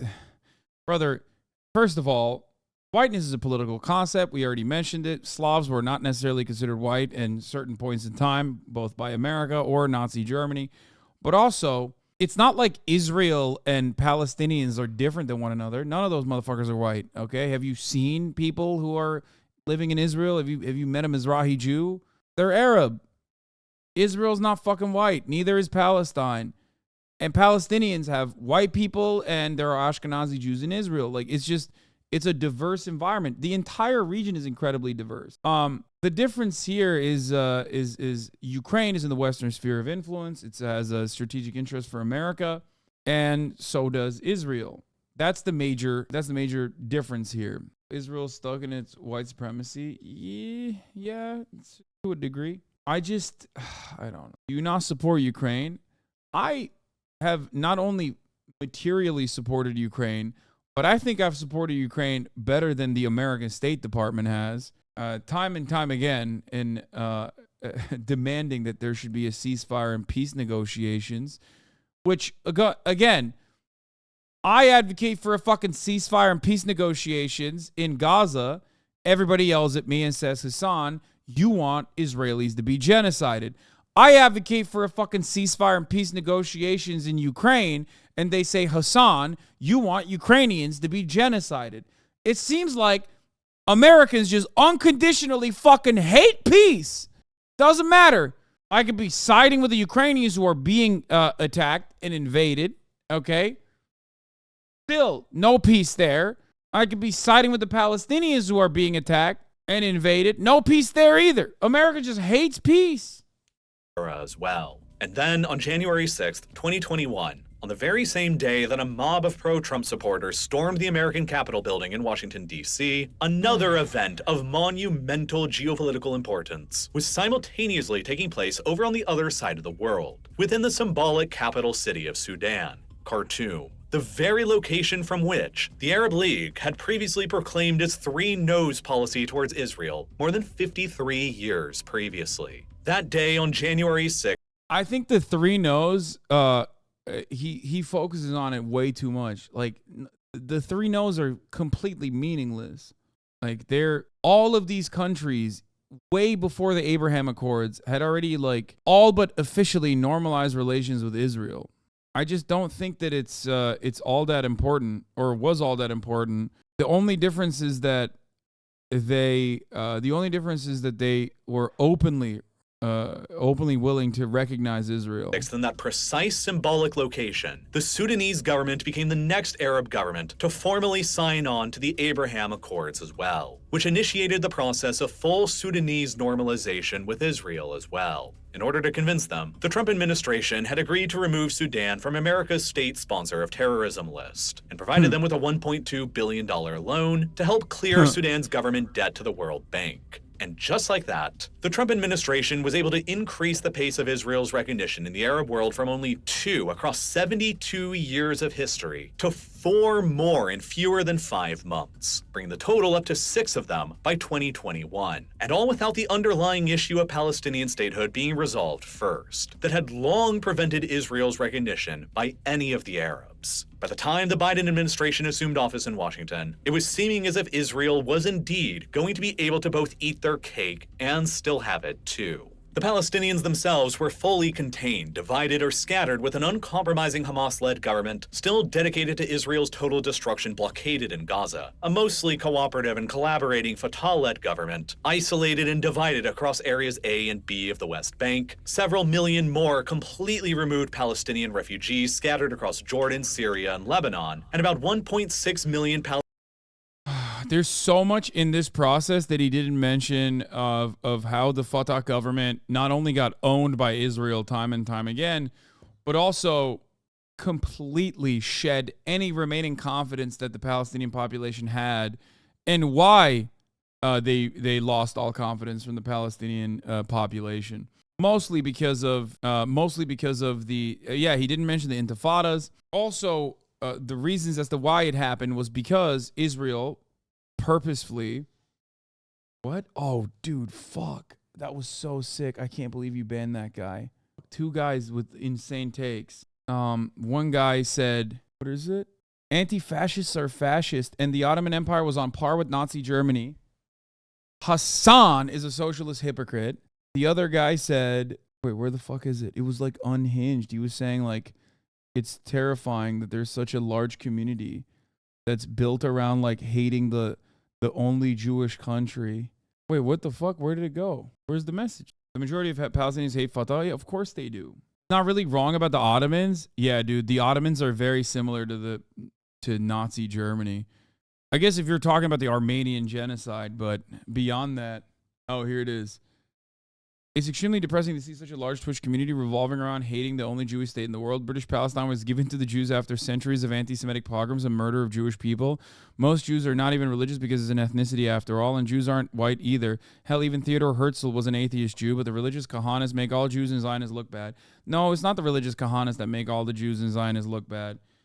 It's certainly a lot of the Zionists that justify the horrifying actions towards Palestinians that then say that they're doing it at the behest of all Jews, that inappropriately and in a very anti-Semitic way assign this violence to all Jewish people when that is not the case. Also, Theodor Herzl openly said that he was doing, colonial actions against the Palestinian population. I'm not clicking on that. Hasan is a buy. Palestinian citizens of Israel itself, who comprised a minority of only about 20% of Israel's citizen population. Despite Palestinians' total population across all of the former mandatory Palestine area, today remaining a slight majority at about 51% of the overall population, compared to the Jews at about 47%. To say nothing of the several million additional Palestinian refugees beyond the former mandatory Palestine in Jordan, Syria, Saudi Arabia, Qatar, and Lebanon, who have consistently argued for a right of return to the area of the former British Mandate that they or their ancestors fled or were forced out from. A right that represents a major component of Israeli-Palestinian negotiations that has always been refused by the Israeli side. From the Palestinian perspective, if more and more outside Arab states continue normalizing their ties with Israel, despite the Palestinians' dire situation on statehood, it could eventually have reached a tipping point where the Israeli government would eventually feel secure enough in a region with fewer overtly hostile enemies to finally begin the process of formally annexing territories in the West Bank, like the Jordan Valley and their numerous settlements, if not the entire West Bank altogether, something that has long been a goal of numerous right-wing and far-right Israeli parties for decades, but which has so far always been resisted out of fears of what the international response towards them would end up being. But if the fear of a harsh international response was removed, then what other deterrent would there have ever been? For the incoming Biden administration in 2021, the next goal for continuing on the Abraham Accords even further and achieving the biggest prize of all would be convincing the Kingdom of Saudi Arabia to become the next Arab country to normalize its relations with Israel as well. By this point in time, to most of the monarchist Gulf Arab states, Israel was already naturally starting to be viewed as less of an the German Zionist Jews collaborated with the Nazis is a silly thing to mention. It was one group. They also, ironically, then became very socialist and very pro-USSR. Not only that, it was the Leahy group, but also that is like similar to saying Palestinians collaborate with the fucking Nazis because the British-backed Mufti had talked to Adolf Hitler when a significantly larger number of Palestinians literally fucking died during World War II fighting against the Nazis. Don't mean shit. Yeah, there were Zionists who thought that Nazi Germany would be far more favorable to the Zionist cause than the British, especially during the especially during the one Havar agreements originally, and also during the British clamping down on a Jewish immigration into the region. But it doesn't matter. This does not reflect the broader movement. And it's also kind of a gross thing to fucking say when, you know, the Nazis are kind of known for something far worse. The extermination of 6 million Jews, I mean. So pointing to like one collaborationist movement of violent psychopaths within the Zionist movement is ridiculous. The Mufti was not a Palestinian leader in any way whatsoever. Yes, he was a British. No, he wasn't. I'm saying he was like some fucking random British-backed leader that they had placed in a position of power. It was not a leader that was he was a puppet. Anyway, BB equals Big Boss makes sense now. No, Big Boss is not from Philadelphia, unlike Benjamin Netanyahu, who is an outright hostile enemy, and more of a potential ally that they could maybe cooperate and do business with. The theocratic Islamic Republic in Iran, ruled by the Ayatollahs, and their ideology of radical Shiite Islamic revolution, had long espoused a foreign policy that advocated for the eventual unification of the entire Muslim world beneath the authority of their own Shia-dominated clergy, which included three initial objectives to accomplish first in very specific orders of importance. Number 1, destroy and remove all American and Western influence in the Islamic world that was perceived as a lasting vestige of the age of colonialism and corruptive. Number 2, completely destroy the state of. For the record, like, the Shia position on this is anti-American, regardless of what some Shia leaders have said. Overall, I will say that, like, even what we've shown with like Hassan Nasrallah talking about anti-Semitism amongst Arab nations, it is unironically closer to a correct position as far as like America's involvement than what you hear from even pro-Israel Gulf nation state leadership that will then unironically repeat anti-Semitic nonsense. Of Israel that is similarly viewed by Iran's regime as a foreign Western colonial power occupying lands that are historically and rightfully Islamic. And number 3, spread the Islamic revolution and the authority of Iran's Shiite clergy to the rest of the Muslim world, which necessitates overthrowing and toppling all of the.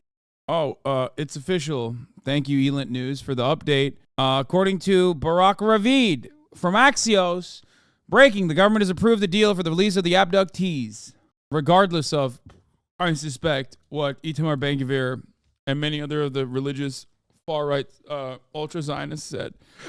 So, anyway, yeah, this stuff is very unlikely. The various monarchies that exist across the Muslim world that Iran's clergy deem to be heretical and contradictory to where authority within Islamic states should truly lie, with the clergy and not with the nobility. Thus, ever since the Islamic Revolution of 1979, Iran has been consistently opposed to Israel's entire existence and to the existence of the Sunni Muslim monarchist regimes reigning in Saudi Arabia, the United Arab Emirates, Bahrain, and Jordan. Just before 2020, when the Abraham Accords began rapidly accelerating Israel's recognition across the Arab world, the Iranians were making significant geopolitical gains against the Arab. How Iran and Saudi met a few weeks ago? Iran and Saudi met a few weeks ago because China is now trying to get them to normalize relations, and has been relatively successful in doing so. That's the reason why the blockade ended in Yemen. Did you ever consider visiting Israel, like filming a vlog there? Fuck no. One, I'm kind of terrified, like I will admit. I'd much rather go to West Bank or Gaza instead of going to Israel, but even then, I am afraid. Go to China? I am less afraid of going to China, despite, you know, my commentary and criticisms of the Chinese government, specifically on separatist movements in Xinjiang and Uyghurs. But, of course, I have no criticisms of China. They've never done anything wrong and totally are just and valid. But overall, I'm less afraid of China than I am of Israel, for sure, 100%. Chinese government or USA government? No, I'm not afraid of the USA government. I'm an American citizen. Ultimately, I live in a country where there's at least like some semblance of free speech. That I do stand by. Monarchy specifically. They had successfully backed the Shia-adjacent Houthi movement in Yemen and kept them in power over most of the western side of the country, immediately opposite from Saudi Arabia's Shia majority and unstable southern border, and directly across from the strategic Bab el-Mandeb Strait, through which a large amount of Saudi Arabia's oil exports flow through. Despite the Saudis spending nearly $265 billion in a years-long military intervention to crush the Houthis that failed, Iran's Shia militia just like I try to crush the chatters with the top of the hour ad break and fail because many of you are subscribed. Here's the 3-minute ad break. Organizations were growing increasingly powerful and influential in Iraq after the destruction of ISIS. Bashar al-Assad's government was winning the civil war in Syria against the Saudi-supported side. Hezbollah was growing even more powerful and more heavily armed than the Lebanese government itself, while the Gaza Strip, ruled by Hamas, remained a thorn in the side of both Israel and the anti-Islamist regime in Egypt of Abdel Fattah el-Sisi. These pieces, carefully positioned by the Iranians over decades across the board of the Middle East, represents what Tehran likes to call its axis of resistance. I'm just saying it would be really crazy if, and hear me out, okay, you recognize that Iran is greatly interested in purging your influence in the region because it correctly calls you an American state. Here's how you can effectively eliminate one wing of that axis, okay? The anti-Israel, anti-American axis, anti-imperialist axis in the region, offering Palestinians autonomy and you know, recognizing. Not gonna lie, people saying everything is anti-Semitic comes off way more anti-Semitic than anything you've said in the last 10 years. Well, I don't think I've ever said anything anti-Semitic in the last 10 fucking years. Or in general. I have been combating anti-Semitism diligently for the last 10 fucking years. But anyway, as I was saying, here's a really cool idea. It's called making one singular state where Palestinians have rights and liberties, and therefore there is no militant faction that is violently trying to rid what some may call the Zionist entity. You know, it could be a very effective way to stop that. Also, you know, normalizing relations with Lebanon, saying maybe even good faith normalization of relations with Syria. Oh, fuck. For a second, I thought Israel was an autonomous country and not simply another American state and an unsinkable aircraft carrier and a forward operating base for the United States of America. That's part of the reason why they can't do any of those things, because that would go against the interests of the United States of America. So there you go. That is part of the reason. It's a perfect allegiance. Israel wants to permanently expand and claim that it's being conducted. This permanent expansion that's occurring is being done at the behest of their real national security concerns. That permanent expansion strategy will then turn around and create unironic national security concerns for Israel. This continues to destabilize the entire region. While it makes the lives of Israeli citizens unsafe, Israeli Jews and Israeli Arabs alike, as a matter of fact, but it doesn't matter because ultimately it helps America. It helps America's interest in the region. As long as Israel doesn't get too horny to fucking kill too many Palestinians, which would then cause much larger destabilization in the region, which Israel's currently doing now. And Saudi Arabia was beginning to feel like the Axis was encircling them. And then in 2019, Iran itself, or its proxies, even fired cruise missiles at Saudi Arabia that blew up the kingdom's biggest oil processing facilities at Abqaiq and Qurayas, that temporarily knocked half of the country's oil Wait, I thought that was Houthis that did that. Production offline. An attack that the kingdom's historic defender, the United States, refused to retaliate over. The Saudi monarchy quickly calculated after those attacks and after their military quagmire in Yemen, that in order for them to have the best shot at surviving the coming inevitable confrontation, Iran did it. I mean, it's Houthis that did it. They shot Iranian missiles, but I think it was the Houthis. Confrontations with Iran over the rest of the century, they could no longer continue relying exclusively on their status as the world's biggest exporter and supplier of oil to keep the United States interested in defending them. A country that was becoming increasingly self-reliant on their own oil production through the shale and fracking revolutions. They needed to lock down an ironclad mutual defense treaty with the United States, just like the ones Washington has with their closest allies like NATO, Japan, South Korea, Australia, and the Philippines, that would legally bind the United States to come to the kingdom's defense if they were ever to be attacked by Iran or their proxies again. And to help lock that treaty down, they began to also recognize that the enemy of their enemy could also end up becoming their friend. And that friend was potentially Israel. Bro, that's it. Okay. This is wrong. Like, this is so wrong. This is literally if you unironically look to like what leadership has said about Israel and truly believe it. This is why I keep repeating, no, they covered for Iran and claimed it. Iran launched munitions from the Ahwaz airbase. The Quds-1 cruise missiles used don't have the range to reach from Houthi-controlled territory. Oh, shit. I thought it was the Houthis that did it. But, again, like, all of these fucking countries had already been working in all but name with the Israeli government. Ahvaz? Not Ahwaz.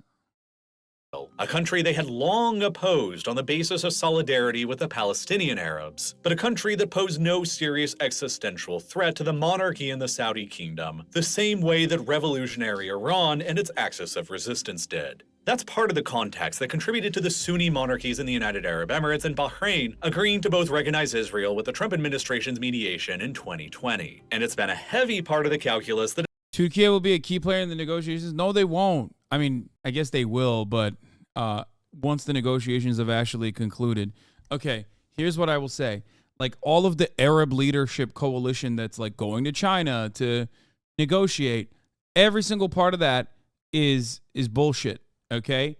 There's only one guy at the table, not Turkey, it's America, okay?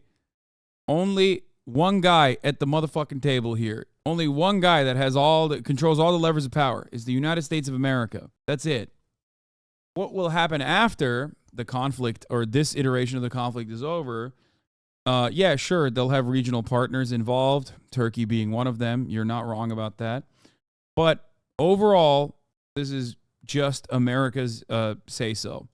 that has been going on with the Biden administration's attempts to mediate a further normalization agreement between the Saudis and the Israelis next. And thus, across 2022 and 2023, the Saudis, the Israelis, and the Americans were all negotiating and discussing this process to jointly solve all of their own unique problems of the 2020s. Going into the negotiations, the Saudis were deliberately artificially cutting their own oil production lower and lower to the point where their spare oil production capacity reached 3 million barrels of oil per day by October of 2023, meaning that essentially within a single month's notice, the Saudis could, hypothetically, decide to just flip a switch and unleash the spigots and dump an entire Brazil's worth of oil production onto the world market again, which would, of course, dramatically reduce global oil prices, greatly taper global inflationary pressures and fuel prices leading into the upcoming American presidential election, while simultaneously harming Russia's ability to continue financing.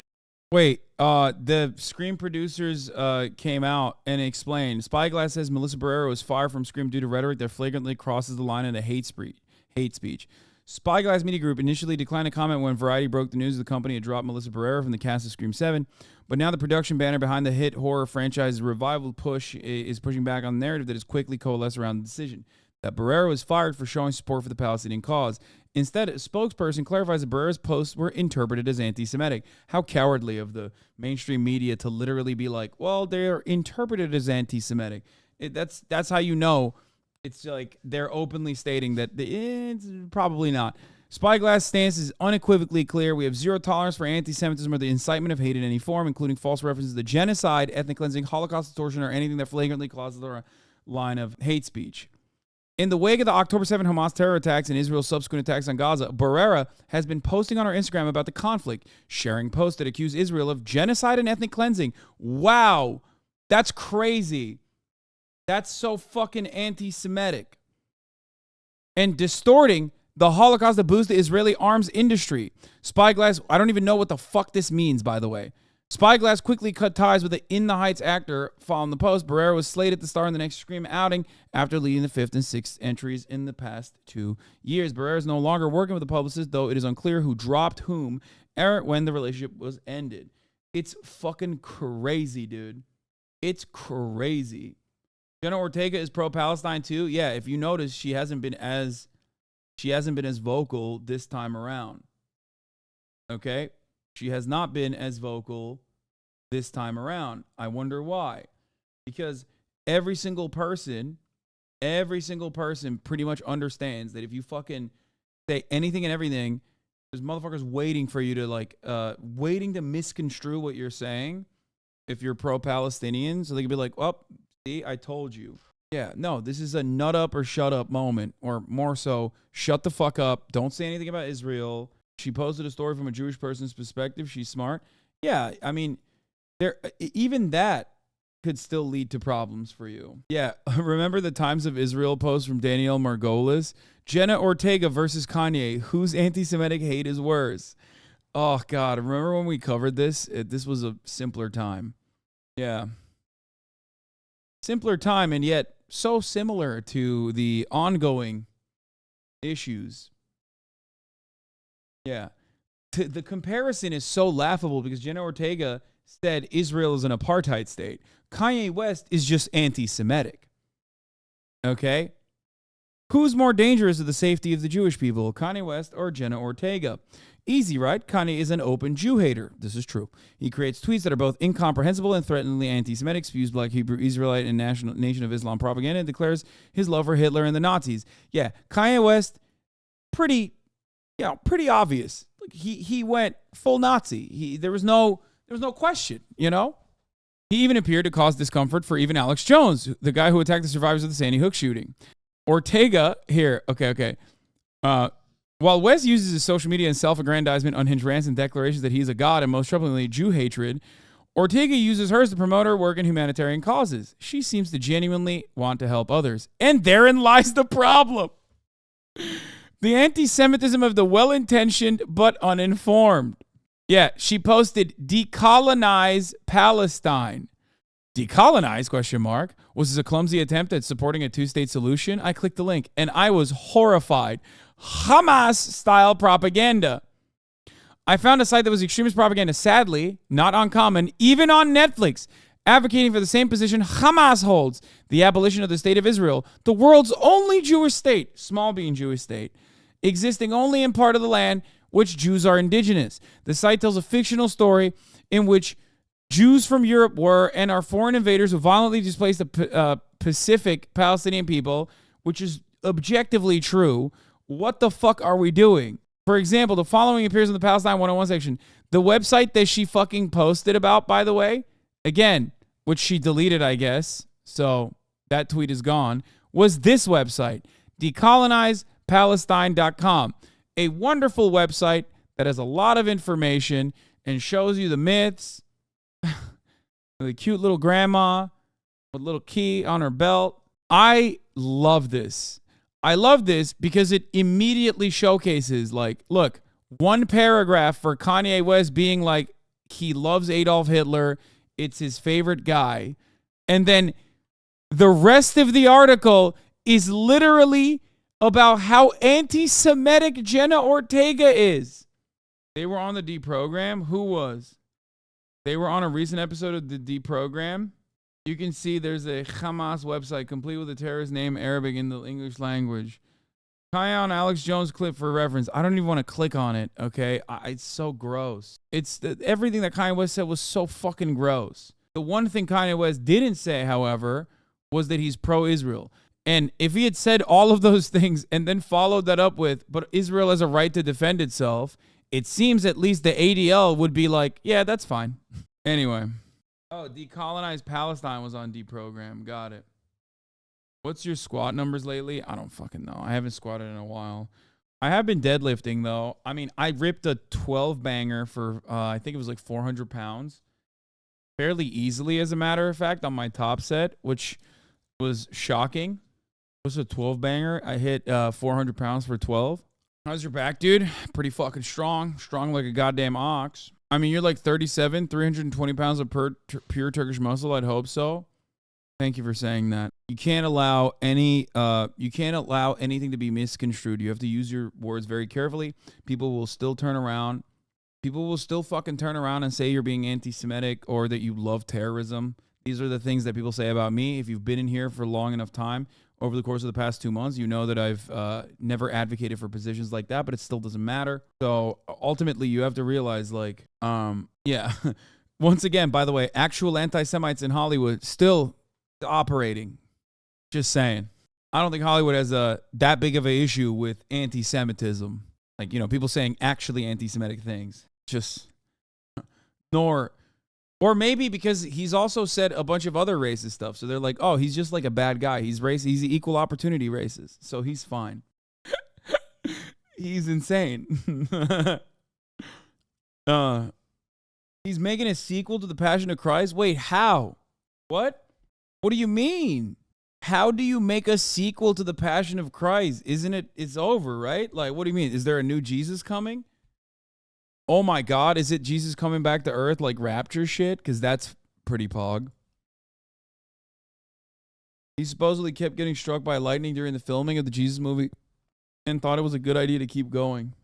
Passion of the Christ 2 Book of Mormon? No, Passion of the Christ 2 is like literally fucking wiping out the West Bank. He's going to go into the West Bank and fist fight every Palestinian so that Jesus can come back to earth. Financing its war in Ukraine, as Russia, being the second largest oil exporter in the world, overwhelmingly relies on selling its own oil and gas reserves to fund their own government and military expenditures. And the lower global oil prices are, the less money Russia has to continue funding its war in Ukraine. The Biden administration, obviously, would greatly desire this outcome of the Saudis unleashing their taps. And to sweeten the deal even further, the Saudis would be willing to fully normalize their relations with Israel as well, granting the Biden administration a historic political achievement that the Trump administration before it wasn't quite capable of acquiring. All they were asking for in return was for Washington to solve all of their own problems. An ironclad mutual defense treaty permanently committing the United States to the kingdom's future defense against Iran, and American nuclear energy technology to enable the Saudis to establish a nuclear energy industry that would include the ability to enrich their own uranium. That, in a pinch, could enable the Saudis to rapidly develop their own nuclear weapon in the event that the Iranians suddenly developed one first.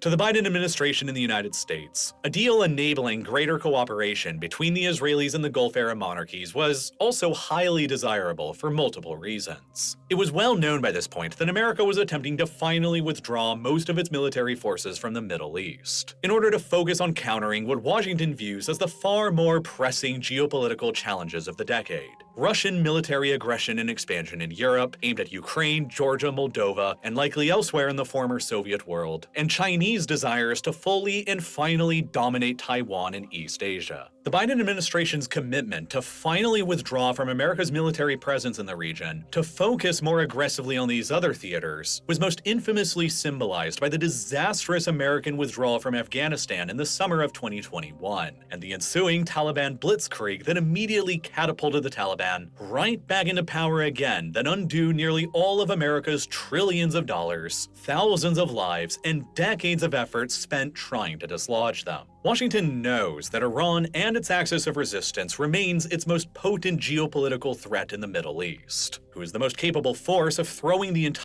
You don't have to ban the guy that says your face is annoying. Mods. It's okay. entire world economy into chaos by launching wars in the Persian Gulf and all around the world's most critical oil and gas trade routes. The consequences of which would be spiking global oil and gas prices that would most immediately benefit the Russian war machine that is still raging across Ukraine. This is why the United States now more than ever needs its local allies in the Middle East who have historically not cooperated well together because of the Palestinian issue remaining unresolved, to set aside their differences and finally begin cooperating to contain Iran and its axis of resistance, while Washington's own forces relocate to focus on containing China in the Pacific and Russia in Eastern Europe. This is why the United States wants Israel and Saudi Arabia, its two biggest partners in the Middle East and the two greatest Middle Eastern military powers beyond Iran and Turkey, who have never had any formal relations before, to finally begin working together along with the United Arab Emirates and Bahrain against all of their mutual enemies in the region, Iran's axis of resistance. And then to Israel, Saudi Arabia of all countries extending their recognition to the Jewish state would be a permanent game changer. Saudi Arabia is the leading oil exporter of the world, and with that comes enormous economic power.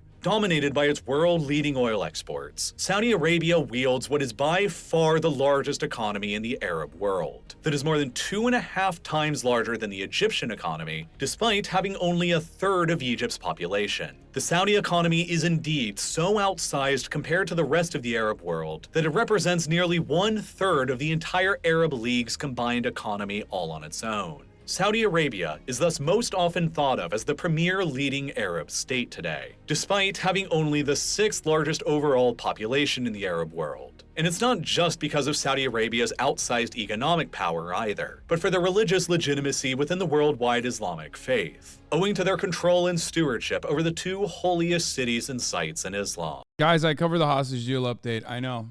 Mecca, and Medina. If the Saudis recognized Israel's legitimacy then, there's no telling how much further their heavy weight would have carried, with influencing even more Arab and Muslim countries around the world to recognize Israel next, especially in the context of Sudan, Morocco, Bahrain, and the United Arab Emirates, all recognizing Israel immediately beforehand too. But the Saudi monarchy knew that simply recognizing Israel without addressing the underlying question of Palestinian statehood at all would have been a deeply unpopular move among their own people, who continue to overwhelmingly value their solidarity with their fellow Palestinian Arabs, more than the cold geopolitical calculus that the ruling family prioritizes for the sake of their own survival. And I swear this video way overstates the importance of religion in a lot of this shit. I also think that it basically set up the Abraham Accords as like a serious peace process, like a serious move towards peace, without factoring in that like Israel is an apartheid regime. There was no mention of the fact that Israel is an apartheid regime, and it completely glances over the subject matter, especially when we're talking about why Israel was originally attacked. And the irony is that it is a very Western focused, it is ironically very Western focused approach to the subject matter. I mean, it's dense and it's correct. Like a lot of the stuff that he's mentioning is not wrong, but the major problem is that if you frame it this way, then you're like, well, and then October 7 happened and Palestinians did that to fucking destroy the beautiful peace process that America had worked so hard alongside Israel. Now, I'm pretty sure he's a liberal. I don't think he's a Trump supporter or anything like that. But having said that, he said it's an apartheid when he was talking about the archipelago of Palestine. Okay, he briefly mentioned it. You're right. My point is, has been called an apartheid state is not enough, and it being an apartheid state is the fundamental reason why Israel was originally attacked. Like, there is no other reason. All of this other stuff, he did compare it to South Africa and Bantustans, which is good. But all of this other stuff that's going on that completely writes out Palestinians from the supposed quote-unquote peace process is part of the reason why October 7 happened, certainly.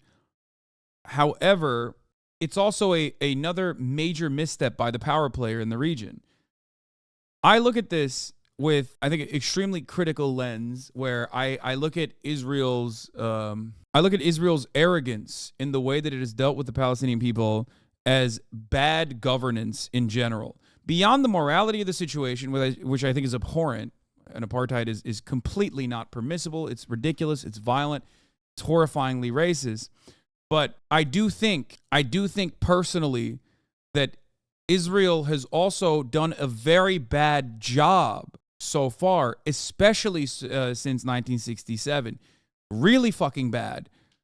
If your goal is permanent security and not like a suicidal interest in never ending expansion in the region, a region that is like becoming more hostile to you due to your fucking violent actions, both towards the Palestinians and to other fucking countries in your neighborhood, of course this is going to happen. And of course you're going to have security problems for your citizens. I think that you cannot continue behaving this way with hopes that like America will always bail you out. And this is a reality that even the internal security apparatus of Israel has recognized and has tried to rein in.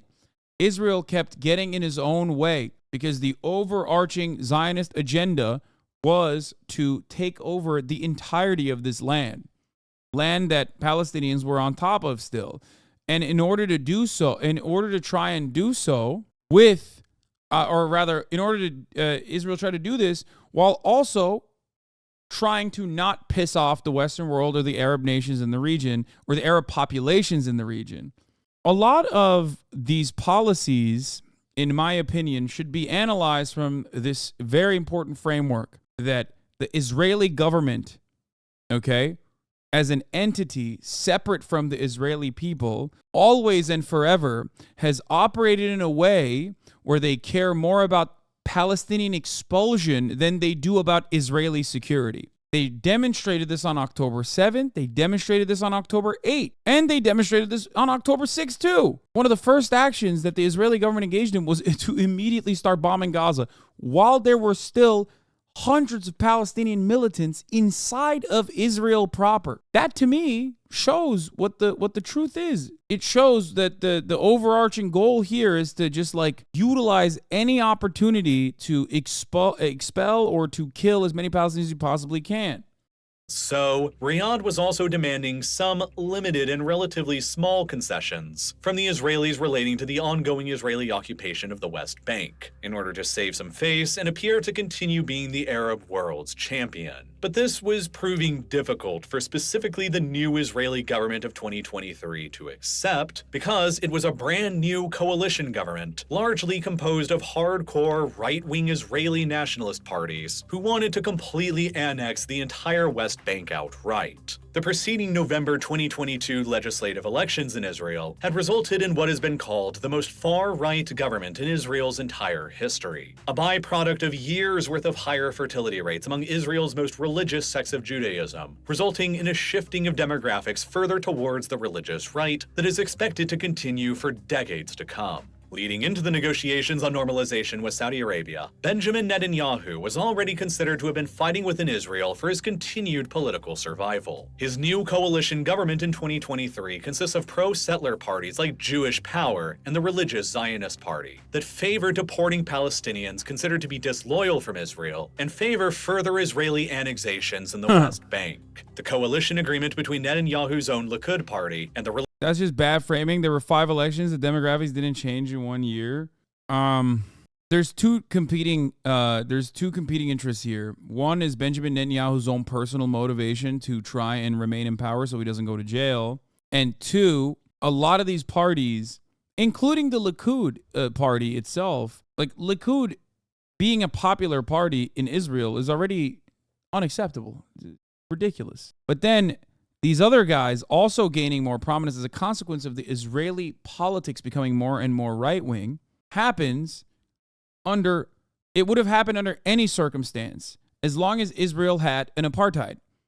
This is why when you look at the centrists in Israel and you listen to what they have to say about the treatment of Palestinians, you will recognize that even they are like totally on board with destroying Gaza, totally on board with wiping out Hamas. Hamas terrorism cannot live, cannot exist. And the only way that we can deal with it is by fucking mowing the lawn again. It's just, this doesn't happen overnight. It happens over years and years and years of constantly reinforcing why you must have the permanent security assurances in the only way you know how, which is by further oppressing Palestinians. Just look to America. Just look to America. Our politics get increasingly more violent year over year. We talk about like trans rights and stuff, or we talk about like how women's rights are great here in America. We have gay marriage and shit. But ultimately, when you look to American politics, there's always a consistent ratchet effect. And this very same thing already is also occurring in European countries, with more and more far-right elements gaining prominence in European parliaments, in European countries, AfD in Germany, Meloni in Italy, some of which have already seized control, Le Pen in France, but then you look at Le Pen in France, and then you look at fucking Macron and his dealings, instead of demonstrating a strong left-wing opposition, instead of allowing a strong left-wing opposition that is populist, but economically populist, and also socially progressive, these guys, the neoliberals in power, turn around and capitulate to right-wing elements of social conservatism, which, as we know in the United States of America, but also in Europe, only lends credence to the most fascist elements in society, to the most fascist forms of governance, the most fascist parties. When you do that, all you do is you just normalize the AfD's position. You lend it credence from the governing majority for no reason whatsoever. Democrats do this for the Republicans all the time. What we know as the ratchet effect, ratcheting towards further and further right-wing politics. It's really, really devastating. And it is going to cause, in my opinion, a lot of problems a lot of problems in the near future for Europe. If we're looking at it from a materials analysis way, isn't all the right-wingers coming into power right now mostly due to capitalists overextending in the public's reaction to protests, etc.? Yes, it's centrists lending credence to social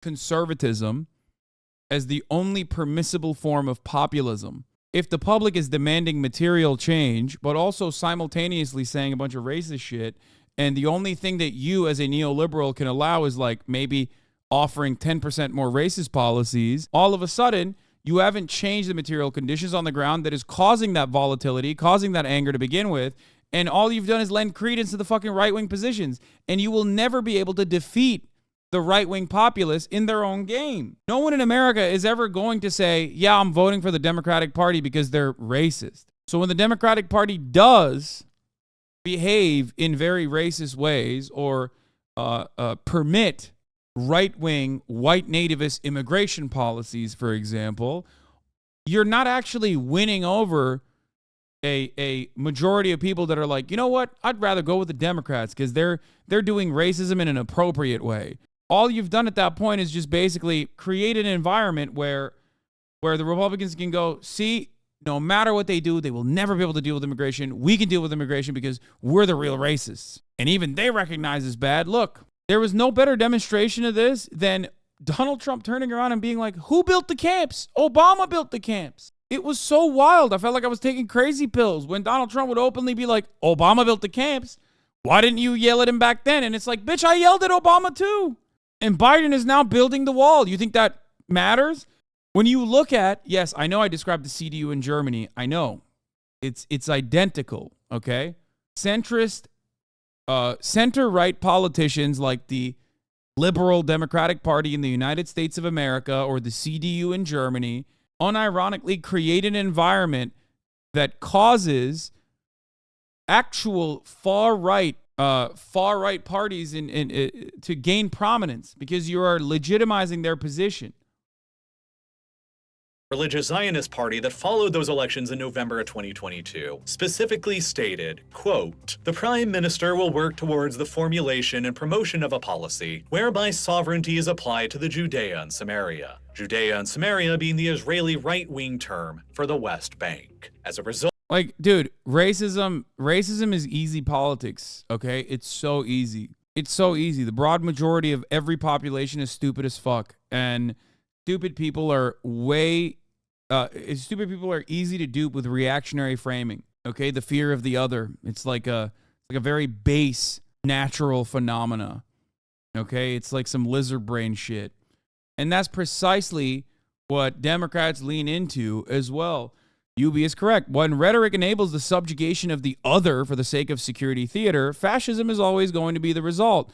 While it's not the same, America has consistently enabled the southern border as the reason for our rise in fascism, or our treatment of black and brown populations, our treatment of the working poor. And conditions worsen, we cannot ever have any courageous leaders sit back and offer the material changes necessary to fix these problems.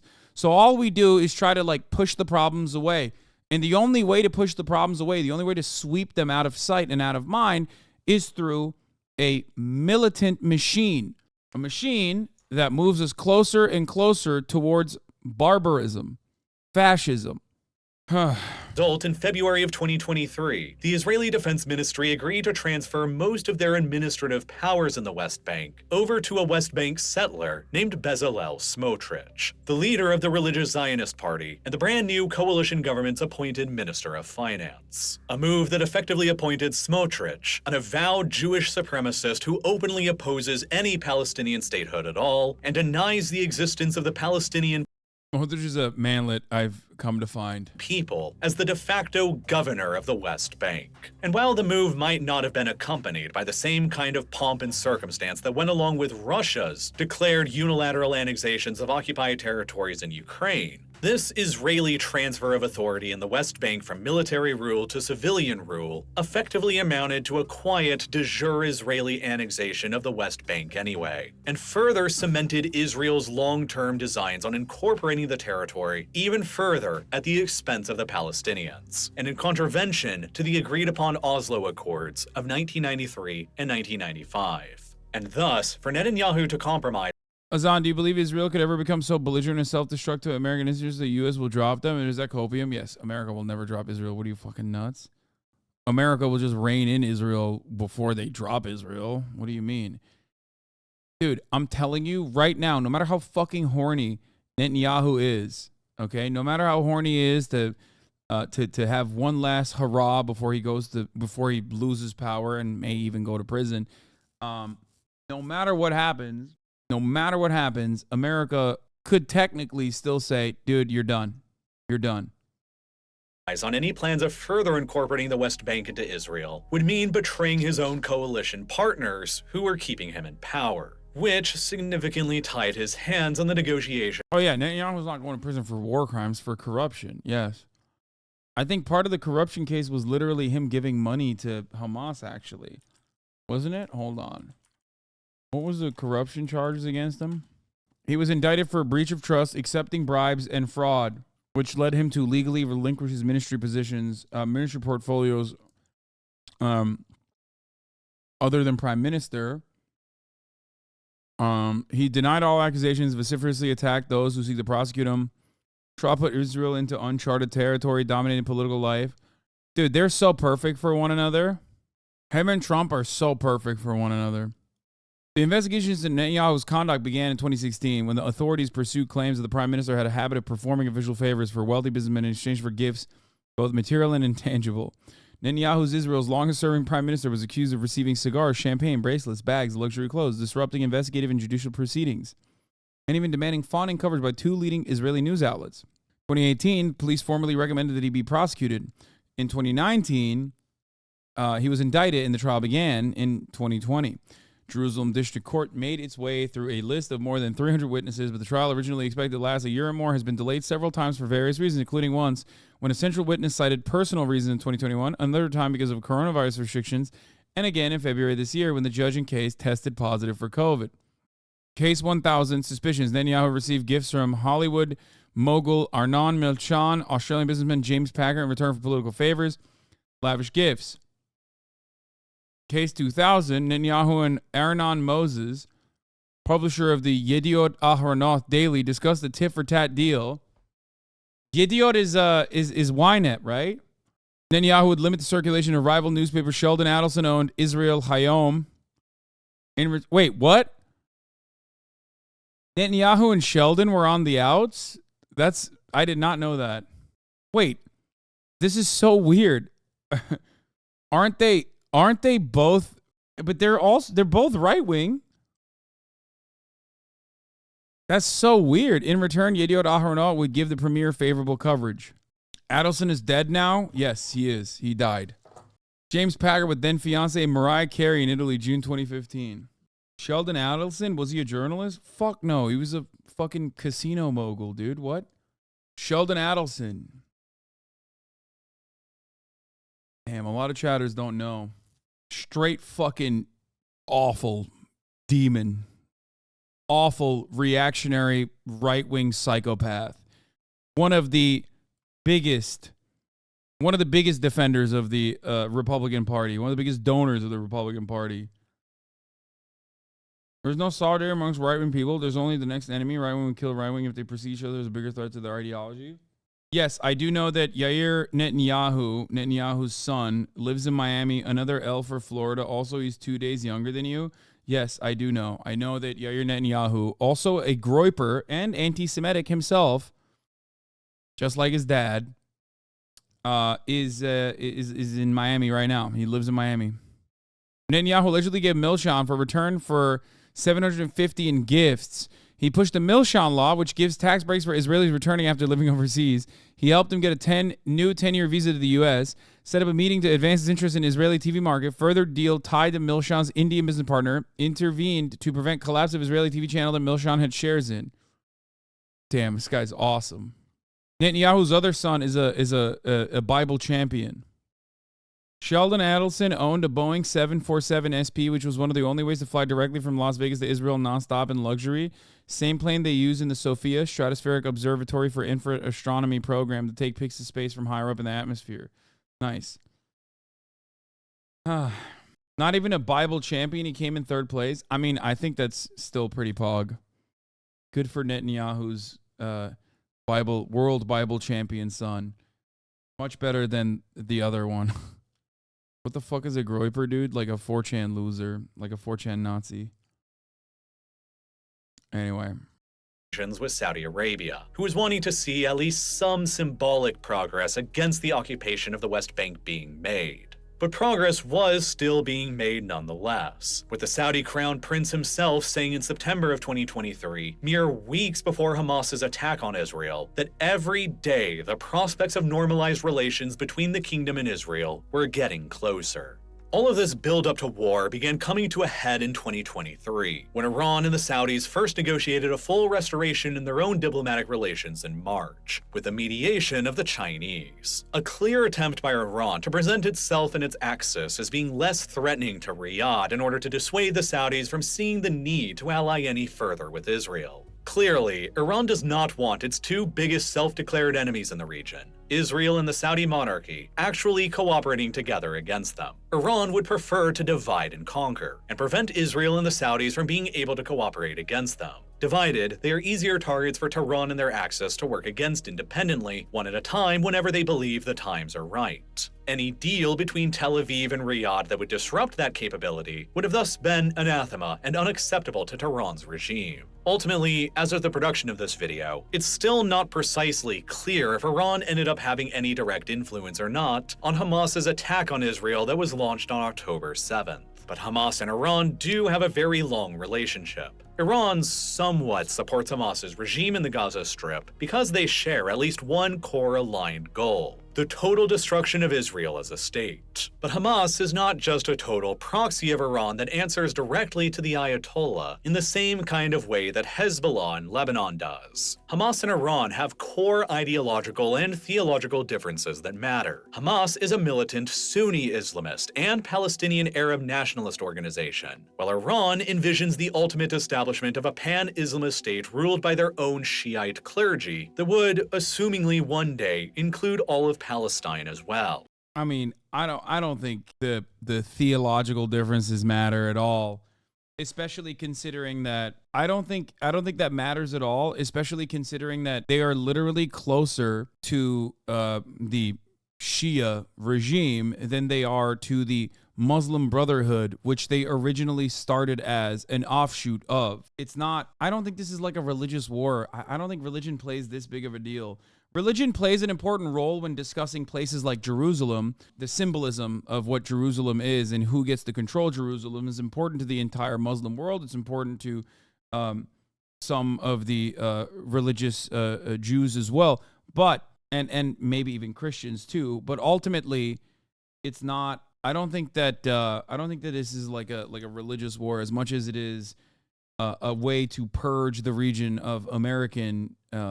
A way to purge the region from American influence, which, by the way, is a foolhardy endeavor and it's not going to happen, but still, that is the major point here. Of course, differences in ideology haven't stopped Iran from cooperating with other regimes in its axis of resistance before, such as the Arab nationalist and nominally secular Assad regime in Syria, but the differences between Hamas and Iran are still notable nonetheless. Hamas has historically cooperated with Iran and the rest of the axis of resistance in a sort of marriage. Hamas is technically closer to Wahhabism, I guess? Fuck no. No. What? Absolutely not. Not even remotely close to Wahhabism. No. No shot. No. Absolutely not. Bro, they literally fucking killed ISIS members inside of Gaza. You know who's closer to Wahhabism? Israel, okay? They're the ones who play the enemy of my enemy is my friend type shit when they were aligned with al-Nusra Front in Syria. No. Hamas in and of itself, like Hamas as an institution might be Islamist, or Hamas leadership might be Islamist, but that doesn't, you know, that's neither here nor there. They do not operate with Islamist purpose. If that was the case, then they wouldn't be advocating to release like the leader of the PFLP, for example.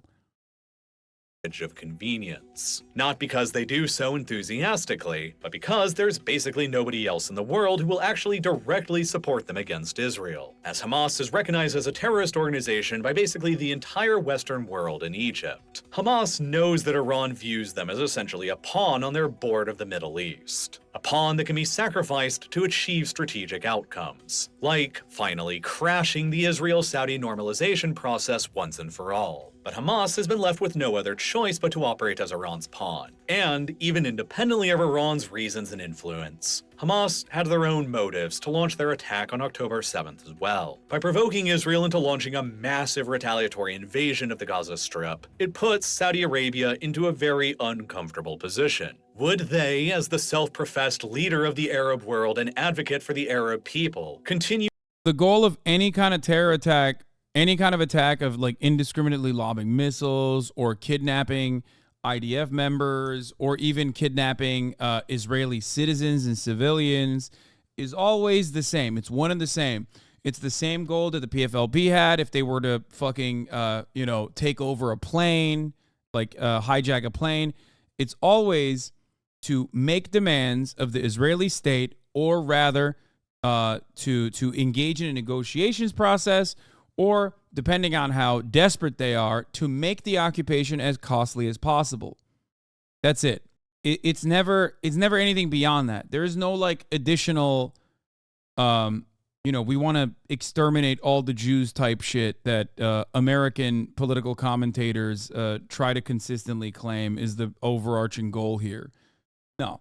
They indiscriminately fired upon civilians, including killing and even taking hostage a bunch of Thai immigrant workers. They killed a bunch of Druze people as well. They killed a bunch of Arabs when they went into Israel proper.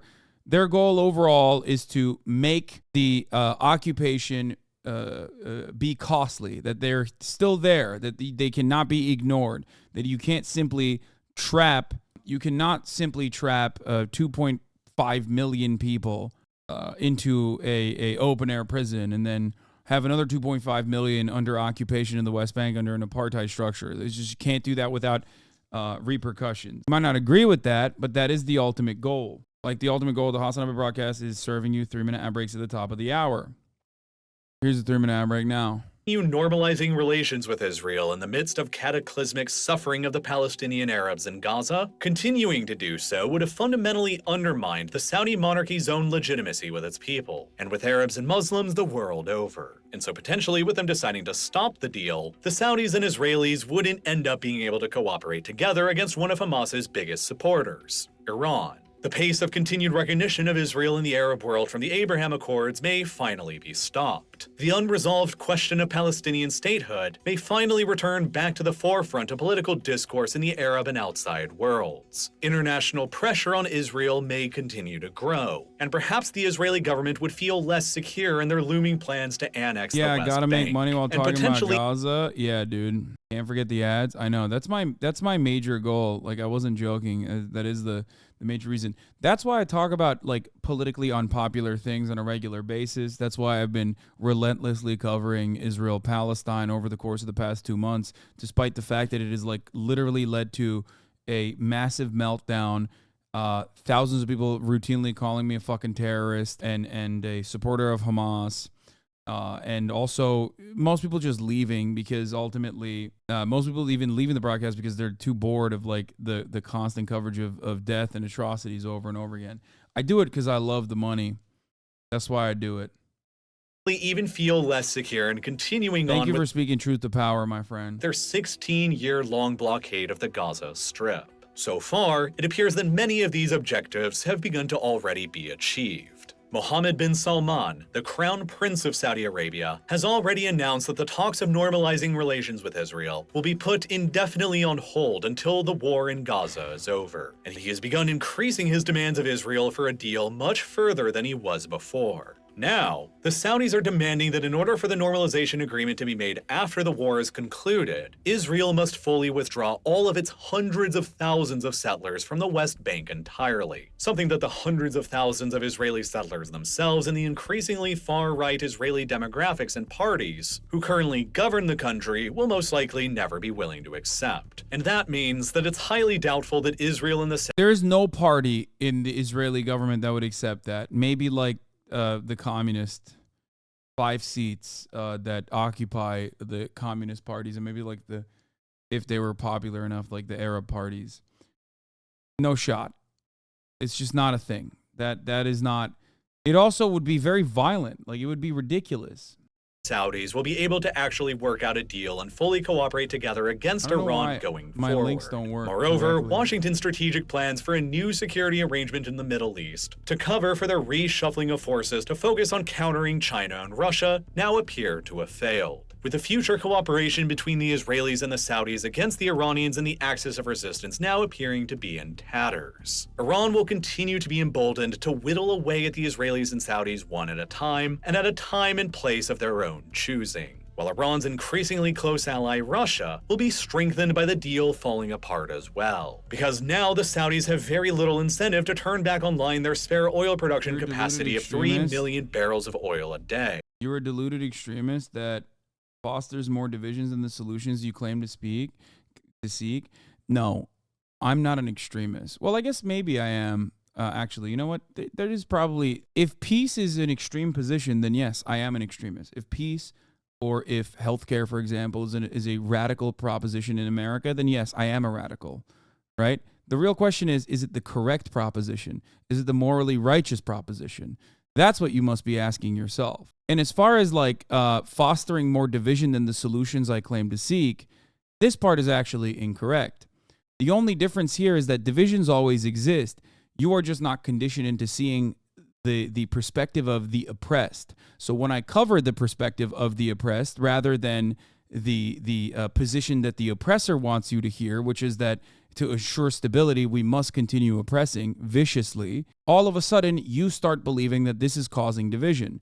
This is inherently a reactionary perspective. It is. It's one that Republicans regularly repeat when talking about Black Lives Matter. Oh, you're causing more division by bringing up the fact that black people's position in American society and contemporary American society is still unjust, is one of major injustices. You think it's extreme and you think it's divisive because you would rather have me shut the fuck up. You would rather have people that speak out on injustices shut the fuck up so you can continue turning a blind eye to it. You could just as easily turn a blind eye to it and maybe watch MSNBC or CNN or any number of other other political commentators online that feed you this, bed by story or whatever the fuck it's called, nighttime story, lullaby. But instead you come here and you get mad and you try to attack me for these positions. Bedtime story. Bed by. Sorry. Well, I'm, ESL. So you have to ask yourself, am I a deluded extremist that fosters more division, or is there something inside of you that says maybe an apartheid is immoral and I'm more mad at this guy telling me that it's an apartheid because it's forcing me to come to terms with what I believe I am, a person who would rather just turn look the other way. You're an extremist, Hamas, Abi. How about you pull up those top of the hour ads to spread your lies of Italiaphobia? I miss those days. Didn't I run the top of the hour ad break? I did. Minutes ago. Which will likely keep oil prices higher for longer, and which will keep allowing the Russians to continue earning more money on their oil exports to keep pushing back against American influence in Ukraine and Europe. Moreover, America now might not be able to afford to turn its full attention away from the Middle East, like they had previously hoped to do, meaning that America's own forces will have to pick and choose their battles of support between a rotating cast of Israel, Ukraine, and Taiwan, as the increasingly close partnership of Iran, Russia, and China choose when to strike against global American hegemony next. See, look at much more manageable of a position you got now. I get the position of the oppressed, but we cannot loop in the actions of Hamas or the Palestinian people and defend basically a terrorist organization that takes advantage of its own people for a cause that is one-sided. I am not mad, nor do I want you to shut the fuck up. I want you to recognize the other side. I in no way defend the IDF. I think they should be condemned, but not in a way that involves killing innocent music festival goers. There's so much to unpack here, because everything that you just said about Palestinians being conflated with Hamas is a conflation that the IDF makes in the actions that it takes in Gaza. All you do here is say IDF should be condemned. Do you feel like the IDF is a terrorist organization? I certainly do. I do. I think Israel is a terrorist state, just like the United States of America is a terrorist state. Okay? I condemn Hamas, but I doubt that you would condemn Israel as a terrorist state. Do you believe that Israel is an apartheid? Do you believe that Israel is violent in the maintenance of an apartheid state? Okay? I have not once, never said that killing innocent music festival goers is an actual adequate solution. You know what I mean? I never said that. The difference is, while I personally don't believe that we should be placing the same moral boundaries on a faction that was born out of violently and in a reactionary manner resisting to an apartheid regime with the same apartheid regime that is a militarized nuclear state that is maintaining said apartheid regime, okay? I can't even get people to play on that same moral playing field. We can't even get Israel and Hamas on the same fucking moral boundaries here. The difference, however, is that it's normal. It is totally allowed to defend Israel unconditionally. You get very mad when someone even tries to analyze the reasons as to why something like Hamas exists. You consider that to be uncouth. You consider that to be defense apologetics for terrorism. Okay? The Israeli ground forces are now invading the Gaza Strip and are dedicated to Hamas's complete destruction. It becomes apparent that sometimes you have to be willing to sacrifice a pawn in order to bait your enemy into making a strategic mistake. And it seems like Tehran has played their piece, knowingly or not, extraordinarily well. Of course, there's a lot more history and context to the many, many wars fought between Israel and Hamas that eventually led up to the current war that's ongoing today. The current conflict is actually the 5th war that they have fought between each other, with previous large-scale wars being waged between them in 2021, in 2014, in 2009, and in 2008, and skirmishes and attacks between them being fought all in between, that have all contributed even further to the buildup of total war that began in October of 2023.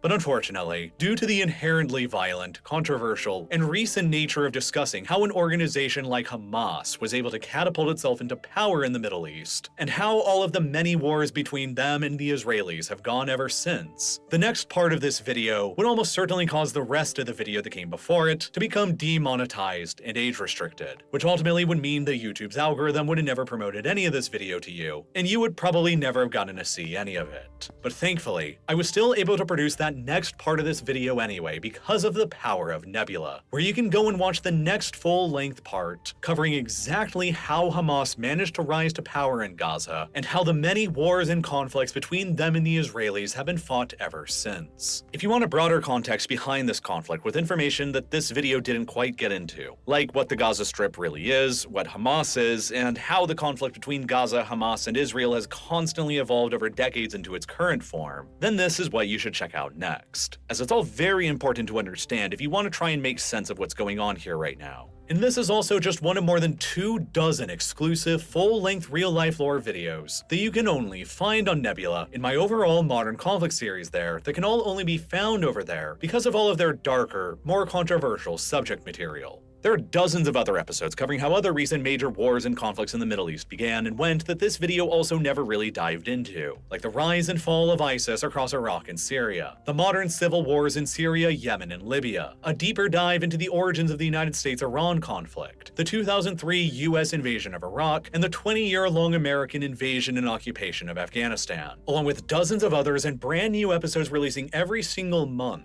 that will help keep you up to date and informed with all of the proper context that you need to understand major ongoing crises and conflicts. And what's even more, you also get access to all of the other amazing exclusive content that's on Nebula. Because the best part about this site is that it's jointly co-owned by all of its creators. Built by me and hundreds of other YouTubers and podcasters. And because it's a subscription-based service, we all get to work on way bigger and higher budget productions over there than we ever could do on YouTube. That's why there's tons of other exclusive content that you'll find equally fascinating from tons of other creators that you probably already know as well. Like when Haas's video is particularly bad and makes everything about U.S. and Iran like it's so in line with any profoundly self-important American take.